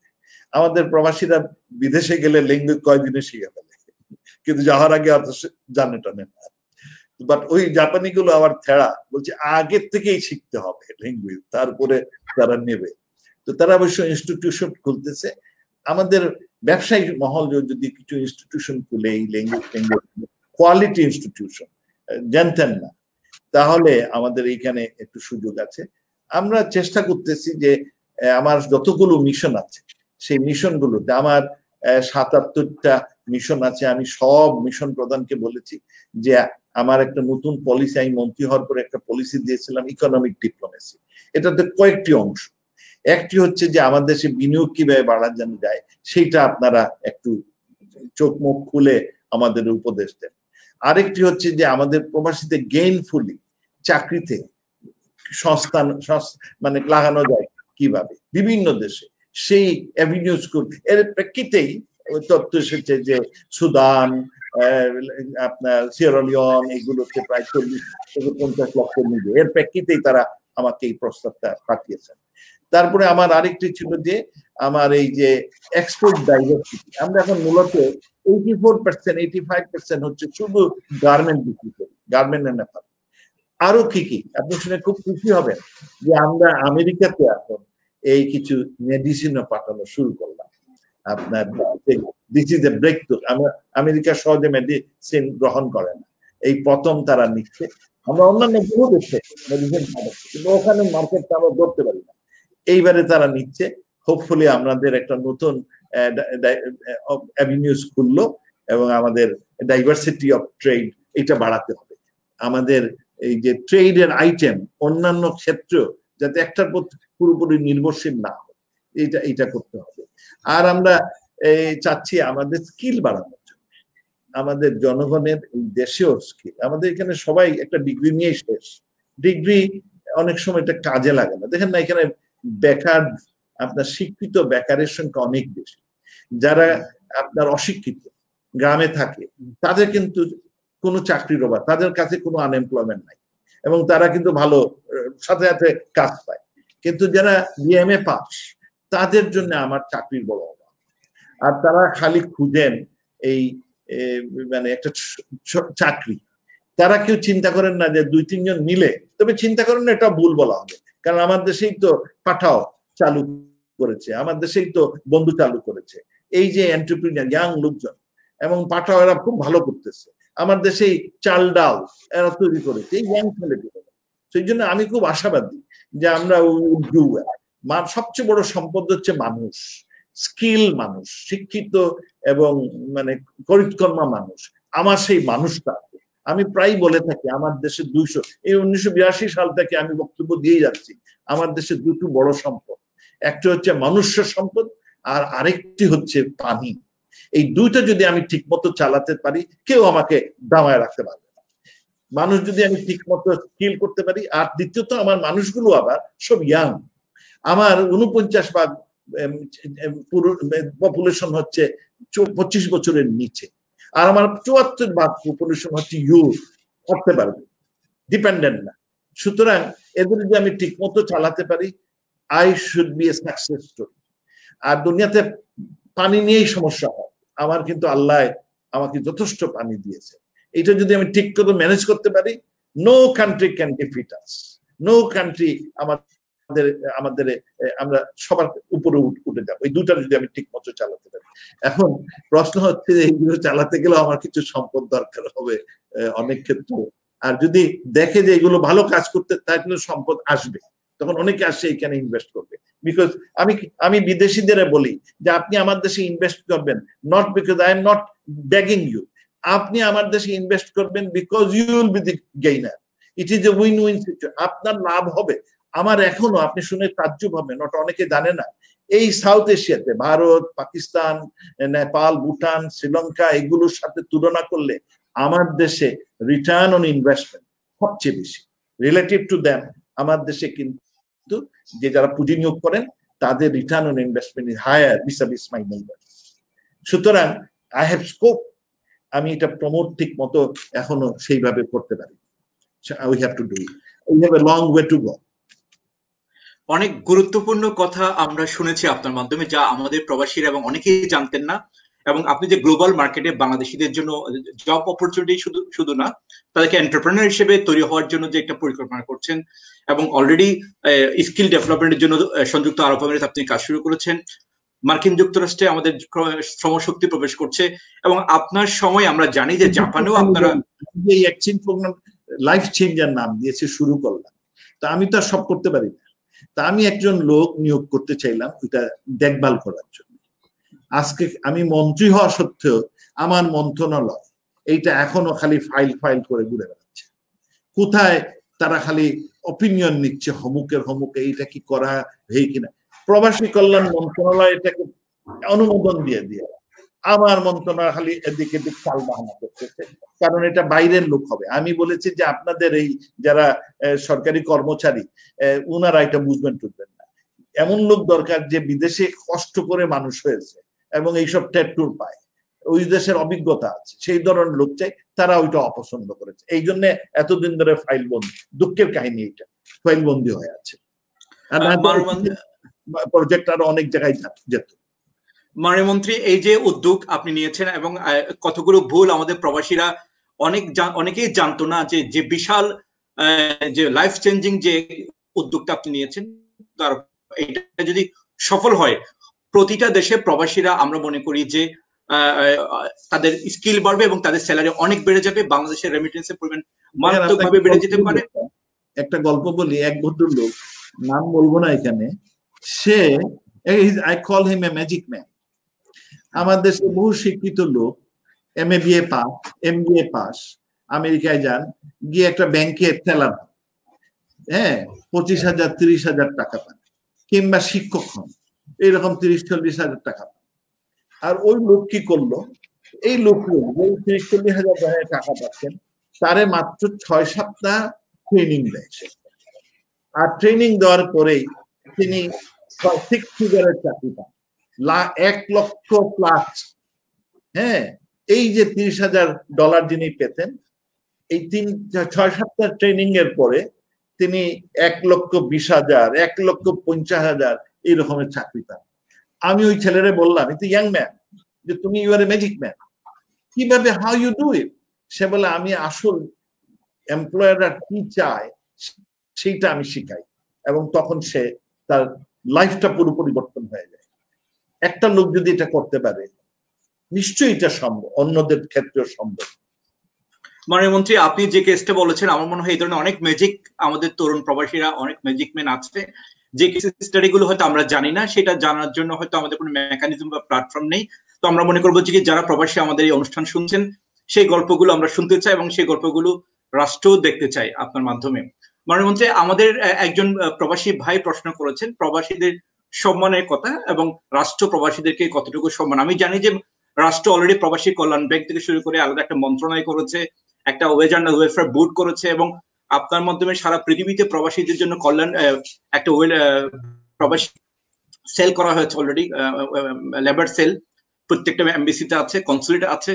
তো সম্মানের বিষয়টা প্রবাসীরা খুব করে বলছে যে আমরা এমবাসিতে সম্মান পাই না, আমরা পরিবারের কাছে সম্মান পাই না, আমরা সমাজের কাছে সম্মান পাই না, এবং আমরা এয়ারপোর্টে সম্মান পাই না। প্রবাসীদেরকে যারা প্রতি বছর $15 বিলিয়নের বেশি US অফিসিয়াল চ্যানেলে টাকা পাঠাচ্ছে, যাদেরকে নিয়ে আপনি এত গর্ব করছেন, যাদের গল্প বলতে আপনি গর্ববোধ করছেন, সেই মানুষগুলো কেন এমবেসি কিংবা এয়ারপোর্টে সম্মান পাচ্ছে না? কেন পরিবার বা তাকে সম্মান করছে না? এয়ারপোর্টে কিছু আপনার ওদের কিছু হ্যাস্যনাস্য করা হতো। আমরা নতুন এই সরকার আসার পরে আমরা সিদ্ধান্ত নিলাম যে এই হ্যারাসমেন্টটা বন্ধ করতে হবে। উপায় কি? আমরা এই জন্য যতগুলো এয়ারপোর্ট আছে সেই সবগুলো এয়ারপোর্টে আমরা CCTV ক্যামেরা লাগিয়েছি, এবং সেইগুলো মনিটর করার জন্য আমি, আমার প্রবাসী কল্যাণ মন্ত্রী ইমরান সাহেব, আমাদের শাহাবুদ্দিন সাহেব, মাহবুব সাহেব, বিমানমন্ত্রী, আমরা সবাই মিলে এই CCTV ক্যামেরা ইনস্টল করেছি। দ্বিতীয়ত, আমরা আমাদের হোম মিনিস্টার সাহেবকে বললাম যে আমরা এগুলো আপনার লোকেরা ভালো করে মনিটর করবে, এবং তিনিও তার শুরু করেছেন। এখন কিন্তু হ্যারাসমেন্ট অনেক কমে গেছে। তবে যে আমাদের তো অনেক লোক দুষ্ট লোক মনে করে যে ওই লোক প্রবাসী লোক, আবার অনেকেই নিজের থেকেই টাকা টুকাও দিয়ে দেন, তো আরো একটা উৎসাহ হয়। এইসব ব্যাপারে দুই পক্ষেরই একটু সাবধান হতে হবে। আমাদের লোক যদি জায়গাটা দেখে বোকাশুকা, তারা হ্যাস্যনাস্য করে ফেলে। তো এখন আরেকটা সমস্যা হয়েছে, ভিতরে এয়ারপোর্টের ভিতরে হ্যাস্যনাস্য করে না, বাইরে গেলে নাকি হ্যাস্যনাস্য করে। তখন বাইরেও কিছু একটা ব্যবস্থা করতে হবে। আমরা এই যে হয়রানিটা আমরা যথেষ্ট বন্ধ করেছি বলে আমি বিশ্বাস করি। তবে এই যে মিশনে গিয়ে আপনার সাহায্য সেই মতো সম্মান পান না, এটা খুবই দুঃখজনক। এটা খুবই এই জন্য আমি বলি মাইন্ডসেট। মনের পরিবর্তনটা না করলে পরে আমরা যদি সবাইকে ইকুয়ালি ট্রিট করার সেই মন মানসিকতা না হয়, আর আমাদের এইটা প্রবাসীদের দোষ আছে। প্রবাসীরা যখন বাংলাদেশে কোথায় যান সেখানে কোনো আইন মানেন না। যদি তিনি আমেরিকানদের যতে যান ঠিক লাইন ধরে ওখানে কথা শুনবেন, আর আমাদের বাংলাদেশে হলেই জটলা বাড়ায় দিবে। আমার প্লেনে উঠলে তখন বাথরুমটা নষ্ট করে দিয়ে আসে। একটু যদি না জানেন কিভাবে ইউজ করতে, কেউ জিজ্ঞেস করলে সে তারে শিখাবে। তো দুই পক্ষেরই সমস্যা আছে। অনেক সময় আমাদের লোকেরা আপনার আমাদের দেশের কিছু জায়গাতে গেলেই এখানে আর যে ডিসিপ্লিনটা শিখছেন সেই দেশে সেটা ওনারা মানেন না। ধরেন আমরা অনুষ্ঠান করতাম বিদেশে, তো কোনো ধরেন একটা স্কুলে অডিটোরিয়াম নিলাম, আইন এখানে আছে যে অডিটোরিয়াম ভিতরে খাওয়ার আনবেন না আর পরিষ্কার রাখবেন, কারণ দ্বিতীয়বার আপনি অডিটোরিয়াম পাবেন না। কিন্তু আমাদের দেশি লোক এমনি যদি যান বিদেশিদের অনুষ্ঠানে ঠিক তাদের কথা শুনে মাইন্ড করবে। আর বাংলাদেশে যদি অর্গানাইজার হয় তাহলে ওখানে খাওয়ার আনবেন, পানি ফেলবেন, জুস ফেলবেন, ডায়পার ফেলে দিয়ে আসবেন লুকায়া, চেয়ারের ভিতরে ঢুকায়া। আর তার ফলে যারা অর্গানাইজার তাদের পেনাল্টি দিতে হয়, আর দ্বিতীয়বার তারা সেইটার ফ্যাসিলিটিস আর পায় না। এই বদভ্যাসটা কেমনে যে পরিবর্তন হবে আমি জানি না। এইটার পরিবর্তনের জন্য আমাদের আপনাদের media should take the lead. এইগুলো মাননীয় মন্ত্রী, এটাও তো আমরা দেখেছি যে আমাদের বাংলাদেশি প্রবাসীরা যখন বিশেষ করে মধ্যপ্রাচ্যে বা ইউরোপে যাচ্ছে, তারা কিন্তু অত্যন্ত ডিসিপ্লিন মেনটেন করে সবকিছু দেশের আইন কানুন কিন্তু মেনে চলছে অনেক ক্ষেত্রে। তবে যেটা হচ্ছে কি, এই পরিবর্তনটা হয়তো আপনি যেটা বলেছেন এটা একদিনে হবে না। এটা আমরা যেহেতু পারিবারিক ভাবে সামাজিক ভাবে হয়তো অনেক কিছু। আমি সৌদি আরবে ছিলাম 5 বছর, 5+ ইয়ার্স। আমরা বিভিন্ন ইস্তেহারা ভাড়া নিতাম অনুষ্ঠান করার জন্য, যে কোনো অনুষ্ঠানের জন্য, এই জাতীয় দিবস, পয়লা বৈশাখ। তারপরেই অনুষ্ঠান শুরু হওয়ার আগেই মাতুয়া, তখন মাতুয়ার অনেক পাওয়ারফুল ছিল, মাতাওয়া রিলিজিয়াস পুলিশ, আর সে উপস্থিত, আর সে সব তছনছ করে দিল। অন্যান্য দেশের লোকেরা ইস্তেহারা ভাড়া নেয়, তাদের ওখানে কেউ যায় না, গিয়ে তছনছ করে না। আর আমাদের কিছু হইলেই কেমন করে, আমি একবার জিজ্ঞেস করলাম তাকে, তুমি এখানে জানলা কেমনে যে আমরা ইস্তেহারা নিয়েছি? তারা আমাকে একেবারে ম্যাপ দেখায় দিল। আমাদের বাঙালিরাই ওদের জানিয়েছেন, ওই যে উল্টা দল জানিয়েছেন যে এখানে একটা ইস্তেহার হবে, আর মিথ্যা কথা বলেছেন, ওখানে মদ খাওয়া হবে, হমুক ঠমুক, এই বাঙালিরাই করেছেন, আমাদের প্রবাসী বাঙালিরাই। এইরকম বদ নিয়তের কিছু প্রবাসী বাঙালি আছেন। তার ফলে আমাদের দেখেন, প্রবাসে বাঙালিরা সবসময় ইলিগাল হলে তাকে অ্যারেস্ট করে ফেলে। আমেরিকাতে অ্যারেস্ট যে করে প্রবাসী বাঙালিদের কে করে? বাঙালিরা করায়। একটা ছেলে কাজ করতেছে একটা রেস্টুরেন্টে, সে হয়তো তার কাগজ নাই, এই খবরটা যখনই আরেক বাঙালি শুনে পড়লো কোনোভাবে, কখনো তাকে সেবার জন্য বলে যে তুমি কি অবস্থায় আছো, সে বললো যে ভালো আছি কিন্তু আমার তো কাগজ নাই। এই বলার সাথে এই লোকটাই যাকে বলেছে এমন দুষ্ট প্রকৃতির লোক, সে গিয়ে তখন ইমিগ্রেশনকে খবর দিয়ে দেয়। ইমিগ্রেশন আসে এবং টাইম টুইম দিয়ে ওই সময় অমুক জায়গায় সেই ছেলে কাজ করে এটা বলে দেয়, তখন এসে ধরে। অন্যদের ক্ষেত্রে এত আপনার এই ডিপোর্টেশন হয় না, ওরে অত ধরতে পারে না, কারণ অন্য লোক জাতি ইন্ডিয়ান যদি হয় সে বলবে না, তারা জাতিবাহীর বিরুদ্ধে সে বলবে না। আমাদের বাঙালিরা জাতিবাহীর বিরুদ্ধেও এগুলো বলবে। এখন আপনি যদি বলেন যে এগুলো বলা ঠিক না, তখন বলবে যে আপনি এথিক্যাল না, আপনি এই সব প্রশ্রয় দিচ্ছেন অমুক টমুক। মানে এইটা আমাদের একটা, এটা কিভাবে মাননীয় মন্ত্রী, আমাদেরকে অনেকেই জিজ্ঞেস করছে এই বিষয়টা, যে প্রবাসীদের মধ্যে কয়েকজন আছে আপনি যেটা বলেছেন দুষ্ট প্রকৃতির, আবার বাংলাদেশেও অনেকে আছেন যারা প্রবাসীকে নিয়ে কটূক্তি করছে, যেটা প্রবাসীদের মনে যথেষ্ট আঘাত। তারা হচ্ছে অনেক কষ্ট করে প্রবাসে থাকে। বিশেষ করে সাম্প্রতিক সময়ে একটা মেয়েও প্রবাসীদেরকে গালি দিয়ে একটা ভিডিও প্রচার করেছে। এখন প্রবাসীরা আমাদের কাছে জিজ্ঞেস করছে, এই যারা প্রবাসীদেরকে বিভিন্ন ধরনের নেগেটিভ ঘৃণামূলক বক্তব্য দিচ্ছে, হেট ক্রাইম করছে, ইউরোপে আমরা জানি যে হেট ক্রাইমের বিরুদ্ধে যথেষ্ট পরিমাণ ক্যাম্পেইন আছে, মানুষকে এডুকেটেড করা হয়, সচেতন করা হয়, ফেক নিউজের বিরুদ্ধেও করা হয়। তো আমাদের দেশে সাম্প্রতিক সময়ে যেহেতু ইন্টারনেট চলে আসছে, মানুষ অনেকটা জেনে বা না জেনে ফেক নিউজ ছড়াচ্ছে, ঘৃণা ছড়াচ্ছে। আপনি জানেন যে সোশ্যাল মিডিয়াতে এখন সবচেয়ে বেশি ঘৃণা ছড়ানো হচ্ছে। প্রবাসীদেরকে এই ঘৃণা ছড়ানো থেকে প্রবাসীরা আপনার কাছে অনুরোধ করেছে যে কিভাবে তাদেরকে সুরক্ষা দেওয়া যায়। I have no answer. মনটাকে উদার করতে হবে এবং এইটা সবার ক্ষেত্রেই সমভাবে প্রযোজ্য। সত্যকে সত্য বলতে হবে, সাদাকে সাদা, কালোকে কালো বলতেই হবে। এই মন মানসিকতা অর্জন করতে হবে। কিন্তু এটার আমার কোনো আনসার নেই। তবে আপনারা যারা মিডিয়ার লোক, আপনারা এগুলো তুলে ধরতে পারেন। এই দুষ্ট লোক যারা এইগুলো মিথ্যা ছড়ায় কিংবা বানোয়াট তথ্য দেয়, এইগুলো আপনারা কিছু করতে পারেন। আমরা জানি না কতদূর কি করতে পারি। মাননীয় মন্ত্রী, আমাদের নির্ধারিত প্রশ্নেরও বেশি প্রশ্ন আমরা আপনাকে করে ফেলেছি, কিন্তু একটা যেটা আমাদের প্রবাসীদের অনেকেরই ইচ্ছে ছিল যে কি আমাদের সবার প্রিয় মাননীয় পররাষ্ট্রমন্ত্রী, আমরা জানি যিনি 38 বছর যিনি প্রবাসে ছিলেন, নিজে একজন প্রবাসী। তো আপনার একটু যদি বলেন, আপনার স্বেচ্ছায় বিদেশে থাকি নাই। আমি বাংলাদেশ স্বাধীন হলো সরকারি চাকরি করতাম, তারপরে দেশে পরিবর্তন হলো, বঙ্গবন্ধুকে মেরে ফেললো, তারপরে আমি তখন এই বাইরে চলে গেলাম এবং সেইখানে যাওয়ার পরে আমাকে এই তৎকালীন সামরিক সরকার আমাকে তারপর চাকরিচ্যুত করে ফেললো। তো ওই চাকরিচ্যুত হয়, এখন কোনো উপায় নাই, কেমন করে রক্ষা, যে বাইরে ছিলাম সে বাইরে থাকার সময় চাকরিচ্যুত হই, এখন একটা মহা সমস্যা, কি করব। তখন আমি বিভিন্ন রকমের লিগালিটি মেনটেন করার জন্য অনেক ডিগ্রি করি, হাফ এ ডজন ডিগ্রি, ওইটার থেকে এইটা, তাতে ওই লিগালিটিটা মেনটেন হয়। এর মধ্যে আমি আন্দোলন শুরু করলাম, restoration of multiparty democracy in Bangladesh. তো এই আন্দোলন করতে গিয়ে সরকার আমাকে পরিত্যাজ্য করে, মানে আমার পাসপোর্ট তারা সিজ করতে চাইলেন। তা বেশ ঝামেলায়। তো পাসপোর্ট সিজ করতে গেলে একটা সুবিধা হলো, তখন আমেরিকান সরকার আমাকে তার আশ্রয় দিল। এই আমেরিকায় রয়ে গেলাম। এই জন্য অনেক, আমি স্বেচ্ছায় থাকার কোনো ছক ছিল না, কিন্তু বাধ্য হয়ে থাকলাম। তারপরে যখন সামরিক সরকার 1991 সালে বাদ হলো, চলে গেল, তখন আমার দেশে আসার সুযোগ হলো। এর মধ্যে আমি বহু বছর, আমার বাপ মারা গেলেন, আসতে পারিনি, আমার এই বেশ ঝামেলা, কষ্ট হয়েছে, এবং আমি সব রকমের কাজকর্ম করেছি নিজের জীবনের বাঁচানোর জন্য। I did a lot of different types of odd jobs too. আর ওই বিভিন্ন রকম পড়াশোনা করেছি, এবং আমি খুব লাকি, ভালো ভালো জায়গায় চাকরি করার সুযোগ হয়েছে। সেখানে বিদেশে শিক্ষকতা করি এবং বড় বড় ইউনিভার্সিটিতে, হার্ভার্ডের মতো জায়গা তো শিক্ষকতা করেছি, এবং ওয়ার্ল্ড ব্যাংকেও চাকরি করেছি।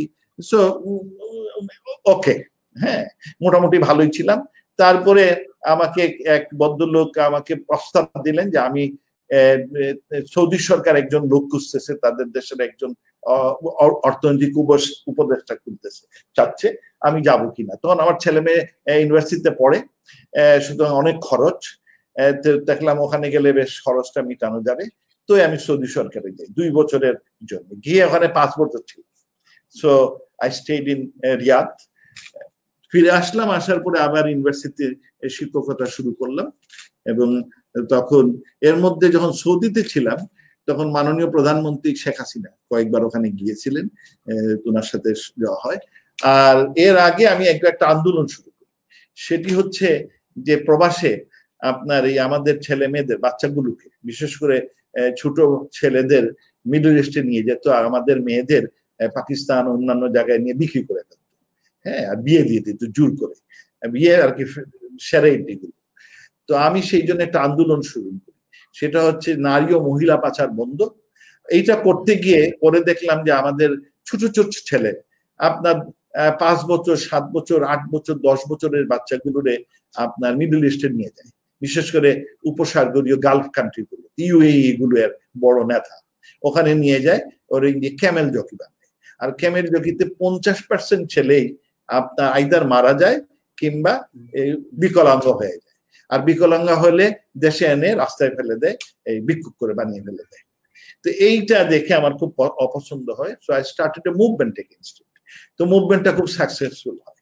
এই মুভমেন্ট শুরু করার পরে দুনিয়ার আপনাদের মিডিয়া আমাকে খুব সাহায্য করে। টাইম ম্যাগাজিন বলেন, ইকোনমিস্ট বলেন, ইউএস এর যতগুলো এবিসি, এনবিসি, সিবিএস, মনিটর, সবগুলো মিডিয়া আমাকে খুব সাহায্য করে। এর প্রেক্ষিতে ইউএস এর যত ল মেকার, 132 জন আপনার কংগ্রেসম্যান এন্ড সিনেটর আমার পক্ষ হয়ে তারা ইউএই গভর্নমেন্টকে একটা কড়া চিঠি দেন। তার ফলে ইউএই গভর্নমেন্ট এটা বন্ধ করে দেয়। এরপর এটা ঠিক করেন যে 13 বছরের নিচে কাউকে গ্রহণ করবে না, কারণ এর মধ্যে বেশ বাচ্চাগুলো মরে যায়। বিকলাঙ্গ হয়, 5 বছরের বাচ্চা, এগুলো চুরি করে নি। অধিকাংশ ক্ষেত্রে কিছু বিক্রি করে ফেলে মারা পয়সা টয়সা পাওয়ার জন্য, মা বাপরা। আর কিছু হয় কি, ওরা একটা প্রলোভন দেয়, বলো ওখানে গেলে চাকরি করতে। আসলে চাকরি না, ওদের ওই ক্যামেল জকিতে মানে উটের দৌড়ের জকি বানায়। তো এইগুলোর সময় না মাননীয় প্রধানমন্ত্রী শেখ হাসিনা, তখন তিনি অপোজিশনে, হ্যাঁ, উনি আমাকে খুব সাহায্য করেন। হ্যাঁ, উনি এইগুলো বেশ আমার সাথে তখন ওনার সম্পর্ক আরো গভীর হয়। আমি ওনার ফাদারের সাথে চাকরি করেছি। উনি যখন সরকারে ছিলেন না, সেই 69-এ আমি ওনার সাথে সার্বক্ষণিক সহকারী ছিলাম আপনার ইসলাম রাওয়ালপিন্ডিতে। যাই হোক, তো সেই সূত্রে ওনার নেত্রী যখন প্রধানমন্ত্রী হলেন 96-এ, আমাকে বললেন চলে আসেন। কিন্তু আমার তখন গিন্নি, আমার ওয়াইফ রাজি হলেন না, বললেন ছেলে মেয়ের স্কুল টুলে কলেজে ইউনিভার্সিটিতে পড়ে তুমি দেশে গিয়ে এদের কিভাবে পড়াশোনা করাবা, খাওয়াবা কিভাবে। তো আর তখন আসিনি। আবার এখন ছেলে মেয়েগুলো তারা দেওয়ার অন দেয়ার ওন, নিজে নিজে তারা চলে। তার ফলে পরবর্তীতে 2009-এ যখন উনি আসলেন, বললেন যে আমি আপনাকে চাই, তখন আমাকে রাষ্ট্রদূত বানানোর জন্য। আমি বললাম আমি তো ডিপ্লোমেট না। তখন উনি ওনার দুঃখের কাহিনী বললেন, বলে আমাদের দেশ পরপর 5 বার 1 নম্বর করাপ্ট কান্ট্রি হয়েছে, আমার দেশের জঙ্গির দেশ হিসাবে পরিচিত, করাপ্ট দেশ হিসাবে পরিচিত, আমাদের বদনাম খুব বেশি, এইটার পরিবর্তন চাই, আপনি এটা দায়িত্ব নেন। আমি বললাম যে আমি তো নট এ গ্রেট, আমি যে অ্যাক্টিভিস্ট, আমি আই এম নট ডিপ্লোমেট। উনি বলে ডোন্ট ম্যাটার, আপনি রাজি হন। আমি বললাম আমি রাজি হওয়ার আগে আমার বসকে, আমার বউকে জিজ্ঞেস করতে হবে। আমি বললেন তো আপনার বউকে আমি রাজি করাবো, আপনি রাজি হন। এই রাজি হলাম, তাই ওনার সাথে কাজ শুরু করলাম। And I am very pleased. এইরকম ভালো বস পাওয়া খুব রেয়ার, খুব বিরল। তো সেখানে ওনার 6 বছর আমি ছিলাম, 6.5 বছর ইউনাতে ছিলাম।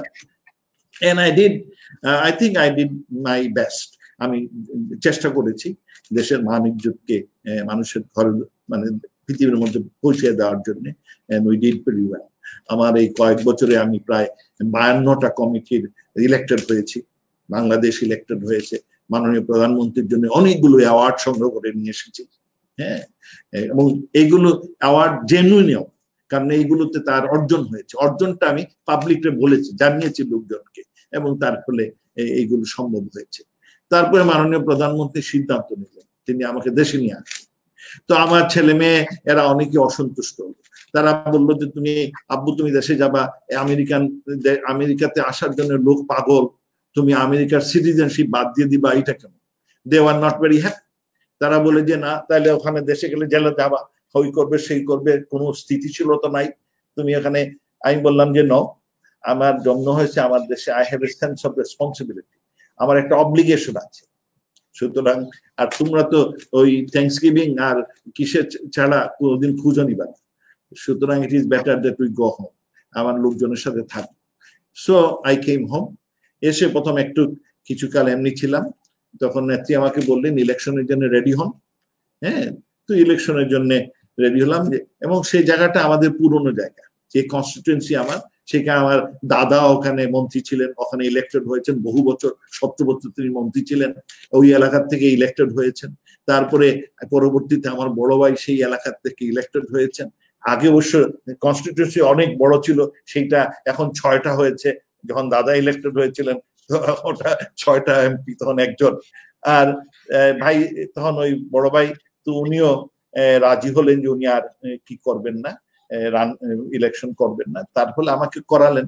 আর থ্যাঙ্কস, আমি সিলেটবাসীকে থ্যাঙ্কস দিই, তারা আমাকে সুযোগ দিয়েছে কাজ করার, এবং সেই জন্য আমি কাজ করতে পারতেছি।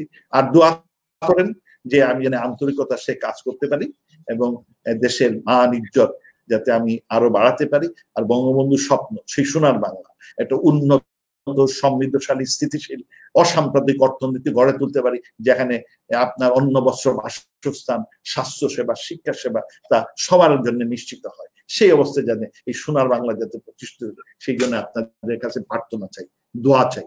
অসংখ্য ধন্যবাদ। জয় বাংলা, জয় বাংলা। মাননীয় মন্ত্রী, আপনাকে অসংখ্য ধন্যবাদ। আমরা এত ভালোভাবে মুগ্ধ হয়ে আপনার কথা শুনছিলাম যে আমরা আমাদের যে নির্ধারিত যে সময় ছিল তার চেয়েও আমরা অতিক্রম করে ফেলেছি, কিন্তু আমরা মনে করছি যে এই কথাগুলো খুবই গুরুত্বপূর্ণ এবং সেই কারণে আমরা সত্যি কৃতজ্ঞ প্রবাসীদের পক্ষ থেকে, 1 কোটিরও বেশি প্রবাসীদের পক্ষ থেকে আপনাকে আমাদের অন্তরের অন্তঃস্থল থেকে ভালোবাসা জানাচ্ছি। এবং আমি মনে করি মাননীয় প্রধানমন্ত্রী সঠিক কাজটি করেছেন। পৃথিবীর সব যে দেশে যাওয়ার জন্য মানুষ প্রাণ পর্যন্ত দিতে রাজি আছে, আমরা দেখেছি যে ইতালি কিংবা অন্য দেশে যাওয়ার জন্য মানুষ নৌকা করে ডুবে মরছে, জঙ্গলে মরছে, সেই দেশ থেকে সেই দেশের মায়া ত্যাগ করে, সিটিজেনশিপ ত্যাগ করে হার্ভার্ড ইউনিভার্সিটি, যেখানে পৃথিবীর সব মেধাবীদের স্বপ্ন যেখানে পড়ার, সেই ইউনিভার্সিটির শিক্ষকতা করেছেন, ওয়ার্ল্ড ব্যাংকের মতো জায়গায় চাকরি করেছেন, সৌদি সরকারের আপনি উপদেষ্টা হিসেবে কাজ করেছেন ইকোনমিক একটা ডিভিশনে। এত কিছুর পরও বাংলাদেশের মানুষের কাছে, যেখানে আপনার বাবা, আপনার দাদা, আপনার বড় ভাই যেভাবে বাংলাদেশকে সেবা করে গিয়েছে, সেই জায়গায় আপনার সন্তানদের অনিচ্ছা সত্ত্বেও আপনি যে মাননীয় প্রধানমন্ত্রীর ডাকে বাংলাদেশে আসছেন এবং আমাদের পররাষ্ট্র মন্ত্রণালয়ের দায়িত্ব গ্রহণ করে আমাদের 1 কোটি প্রবাসী মানুষের মুখে আপনি একমাত্র পারবেন হাসি ফোটাতে, এবং সেটার আমরা লক্ষণ অলরেডি দেখতে পেয়েছি। কারণ অলরেডি আপনি লাইফ চেঞ্জিং একটি স্কিম চালু করেছেন দুবাইতে, জাপানে আমাদের ছেলেমেয়েরা যাওয়া শুরু করেছে, ইউএসএ তে যাচ্ছে, অনেক দেশে যাচ্ছে। শেষ কথা, শুধু প্রবাসীদের আপনার ভালোবাসা ঈদ উপলক্ষে প্রবাসীদের জন্য, কারণ আমি আপনাকে প্রথমেই বলেছি প্রবাসীরা যে কথাটা প্রথমেই ভুল করেছিল, একটা দুষ্ট চক্র যে আপনার বক্তব্যটাকে এডিট করে, যেভাবে কিছু সাধারণ প্রবাসী যারা হয়তো অনেকেই জানে না যে ডিজিটাল মিডিয়াতে, সোশ্যাল মিডিয়াতে অনেক কিছু এডিট করে, ফেক করে অনেক কিছু করা যায়, তাদেরকে এই মেসেজটা আমরাও দিতে চাই যে যা কিছু দেখবে ভালো করে যাচাই বাছাই করে তারপরে বিশ্বাস করা, এবং সেটার সোর্সটা কি, কোন জায়গা থেকে আসছে, ফেক কিনা সেটা তারপরে বিশ্বাস করা। না হলে আমাদের অনেক ধরনের সহিংস আচরণ হয়ে যাবে, অনেক ঘৃণামূলক কথাবার্তা বের হবে। সেজন্য সম্মানী ব্যক্তিদেরকে বা যে কোনো ব্যক্তিকে ঘৃণামূলক কোনো কথা না বলে, এটা আমাদের শিখতে হবে। সেটা অবশ্যই সবার দায়িত্ব, নাগরিক হিসেবে, মিডিয়া হিসেবে সবার। প্রবাসীদেরকে ঈদ উপলক্ষে আপনার শেষ মেসেজটা, আপনার ভালোবাসার জায়গাটা এবং ঈদের শুভেচ্ছা জানিয়ে আমরা আপনার পক্ষ থেকে বিদায় নিতে যাচ্ছি মাননীয় মন্ত্রী। Thank you. না, আমি যেখানে আছেন সেইখানে আপাতত এই প্যান্ডেমিকের সময় থাকেন, আর ওই সমস্ত দেশের আইন কানুন স্বাস্থ্যবিধি মানে চলেন। আপনারা আমাদের দেশের সম্পদ, আপনারা বুঝেন এবং জানেন কি করতে হবে না হবে, এটা আমাদের বেশি বলে লাভ নাই। আপনারা is a always struggling, fighting, আপনারা, আর আপনারা আমাদের দেশের প্রবাসে, আপনারা আমাদের দেশের দূত। সুতরাং আপনারা এমন ভাবে চলেন যাতে আমাদের সম্মান, ইজ্জত আরো বর্ধিত হয়। আর দেশে আমরা চেষ্টা করতেছি যাতে, মাননীয় প্রধানমন্ত্রী চেষ্টা করতেছেন দেশের ভাবমূর্তি, দেশের অবস্থার কিভাবে উন্নতি হয়, এবং আপনাদের সাহায্যেই আমরা অনেক দূর অগ্রসর হয়েছি এবং আমরা সেইটা ধরে রাখতে চাই। এবং আপনাদের কাছে আমার অনুরোধ থাকবে যে অনেক সময় এই দুষ্ট চক্রের ভাতায় পড়ে ঝামেলায় জানেন না, এগুলো মানে অলওয়েজ থিঙ্ক পজিটিভ। আপনি যদি পজিটিভ চিন্তা করেন, আপনার কিন্তু তখন পজিটিভ ডেভেলপমেন্ট হবে। আমাদের দেশে রবীন্দ্রনাথ ঠাকুর একটা জিনিস বলেছিলেন, যখন বহির্বিশ্ব আকাশে যাওয়ার, ভিন্ন গ্রহে যাওয়ার চেষ্টা করছে, আমরা তখন মাচার উপরকার লাউ কুমড়া নিয়ে ব্যস্ত। এইটা নিয়ে আমরা মুকদ্দমার পর মুকদ্দমা করে নিঃস্ব হয়ে যাচ্ছি। আমাদের অন্তর্দ্বন্দ্ব কমাতে হবে। এইগুলো যদি আমরা কমাতে পারি, আমরা আল্লাহ যা যা দেওয়ার আমাদের সব দিয়েছেন, 2টা পা, 2টা চোখ, হাত, নাক সব দিয়েছেন। যারা উন্নত দেশের লোকরা একই জিনিস দিয়েছেন, আমি কেন পারবো না? আপনার উপর বিশ্বাস রাখেন, আত্মবিশ্বাস রাখেন। ইংরেজিতে একটা কথা আছে, আমি প্রায় বলে থাকি, আমার ছেলে মেয়েদের প্রায় বলি, আমার ছাত্রছাত্রীদের প্রায় বলি, এটা স্মরণ রাখবেন, আই ক্যান ডু, আমি পারবো। এই আত্মবিশ্বাসটা যদি নিতে পারেন, তাহলে উই ক্যান ডু, তাহলে অবশ্যই আমরা আমাদের ইস্পিত লক্ষ্য অর্জন করতে পারবো। আল্লাহ তাদেরই সাহায্য করেন যারা নিজেদের সাহায্য, god helps those who help themselves. নিজেদের যদি আপনারা সাহায্য না করেন, আল্লাহ আপনাদের সাহায্য করবেন না। সুতরাং it is time for us যে আমরা we should have self confidence, সাহস এবং এই আত্মবিশ্বাসটা বাড়ানো দরকার। এবং আত্মবিশ্বাসটা বাড়বে যদি আপনি সবসময় চিন্তা করুন। আপনাদের অসংখ্য ধন্যবাদ। ঈদ মুবারক। মাননীয় মন্ত্রী, আপনাকে অসংখ্য ধন্যবাদ। ঈদ মুবারক। প্রিয় দর্শক, আমাদের সাথে এতক্ষণ ছিলেন আমাদের সকলের প্রিয় মাননীয় পররাষ্ট্রমন্ত্রী জনাব ডক্টর AK আব্দুল মোমেন। আপনাকে অসংখ্য ধন্যবাদ জানাচ্ছি। সুপ্রিয় প্রবাসী, আপনারা যেখানেই আছেন সারা পৃথিবীর বিভিন্ন দেশ থেকে, আপনাদেরকে সবাইকে অনেক অনেক প্রীতি এবং শুভেচ্ছা জানিয়ে শেষ করছি আজকের প্রবাসী আড্ডা। ভালো থাকুন, সুন্দর থাকুন, যেখানেই থাকুন মন্ত্রী মহোদয়ের যে কথাগুলো আছে সেগুলো মেনে চলার চেষ্টা করুন এবং অবশ্যই গুজবে কান দেবেন না। যে কোনো কথা শুনলে সেটা ভালো করে বিচার করবেন এবং যেখানে থাকবেন নিজের চেষ্টায়, শুধু চাকরি না, চাকরি তৈরি করার যে মাননীয় প্রধানমন্ত্রী যে কথাটা বলেছে, নিজেকে এন্টারপ্রেনার হিসেবে তৈরি করেন, অন্যকে চাকরি দেওয়ার মানসিকতা তৈরি করেন, নিজের বলার মতো গল্প, যেটা মাননীয় মন্ত্রী প্রথমে বলেছেন ম্যাজিক প্রবাসী, ম্যাজিক বয়, সেরকম আপনিও একজন স্টোরি হতে পারেন। এবং মাননীয় মন্ত্রী যে আমাদেরকে যে কথাটা বলেছে, প্রবাসের যে কোনো সমস্যা, যে কোনো কিছু নিয়ে মাননীয় মন্ত্রীকে গতকাল আমরা বলার সাথে সাথে আপনাদের সাথে যুক্ত হওয়ার জন্য আন্তরিকভাবে উনি চেষ্টা করেছেন। প্রায় 1 ঘন্টারও বেশি সময় উনি আপনাদেরকে দিয়েছেন। ওনার কথা থেকে এটাই স্পষ্ট যে প্রবাসীদের পাশে মাননীয় প্রধানমন্ত্রীও আপনাদের সাথে আছেন, মাননীয় মন্ত্রীও আপনাদের সাথে আছেন এবং সমস্ত এমবেসি আপনাদের সাথে আছেন। সবাই ভালো থাকুন, সুন্দর থাকুন। আল্লাহ হাফেজ। Thank you.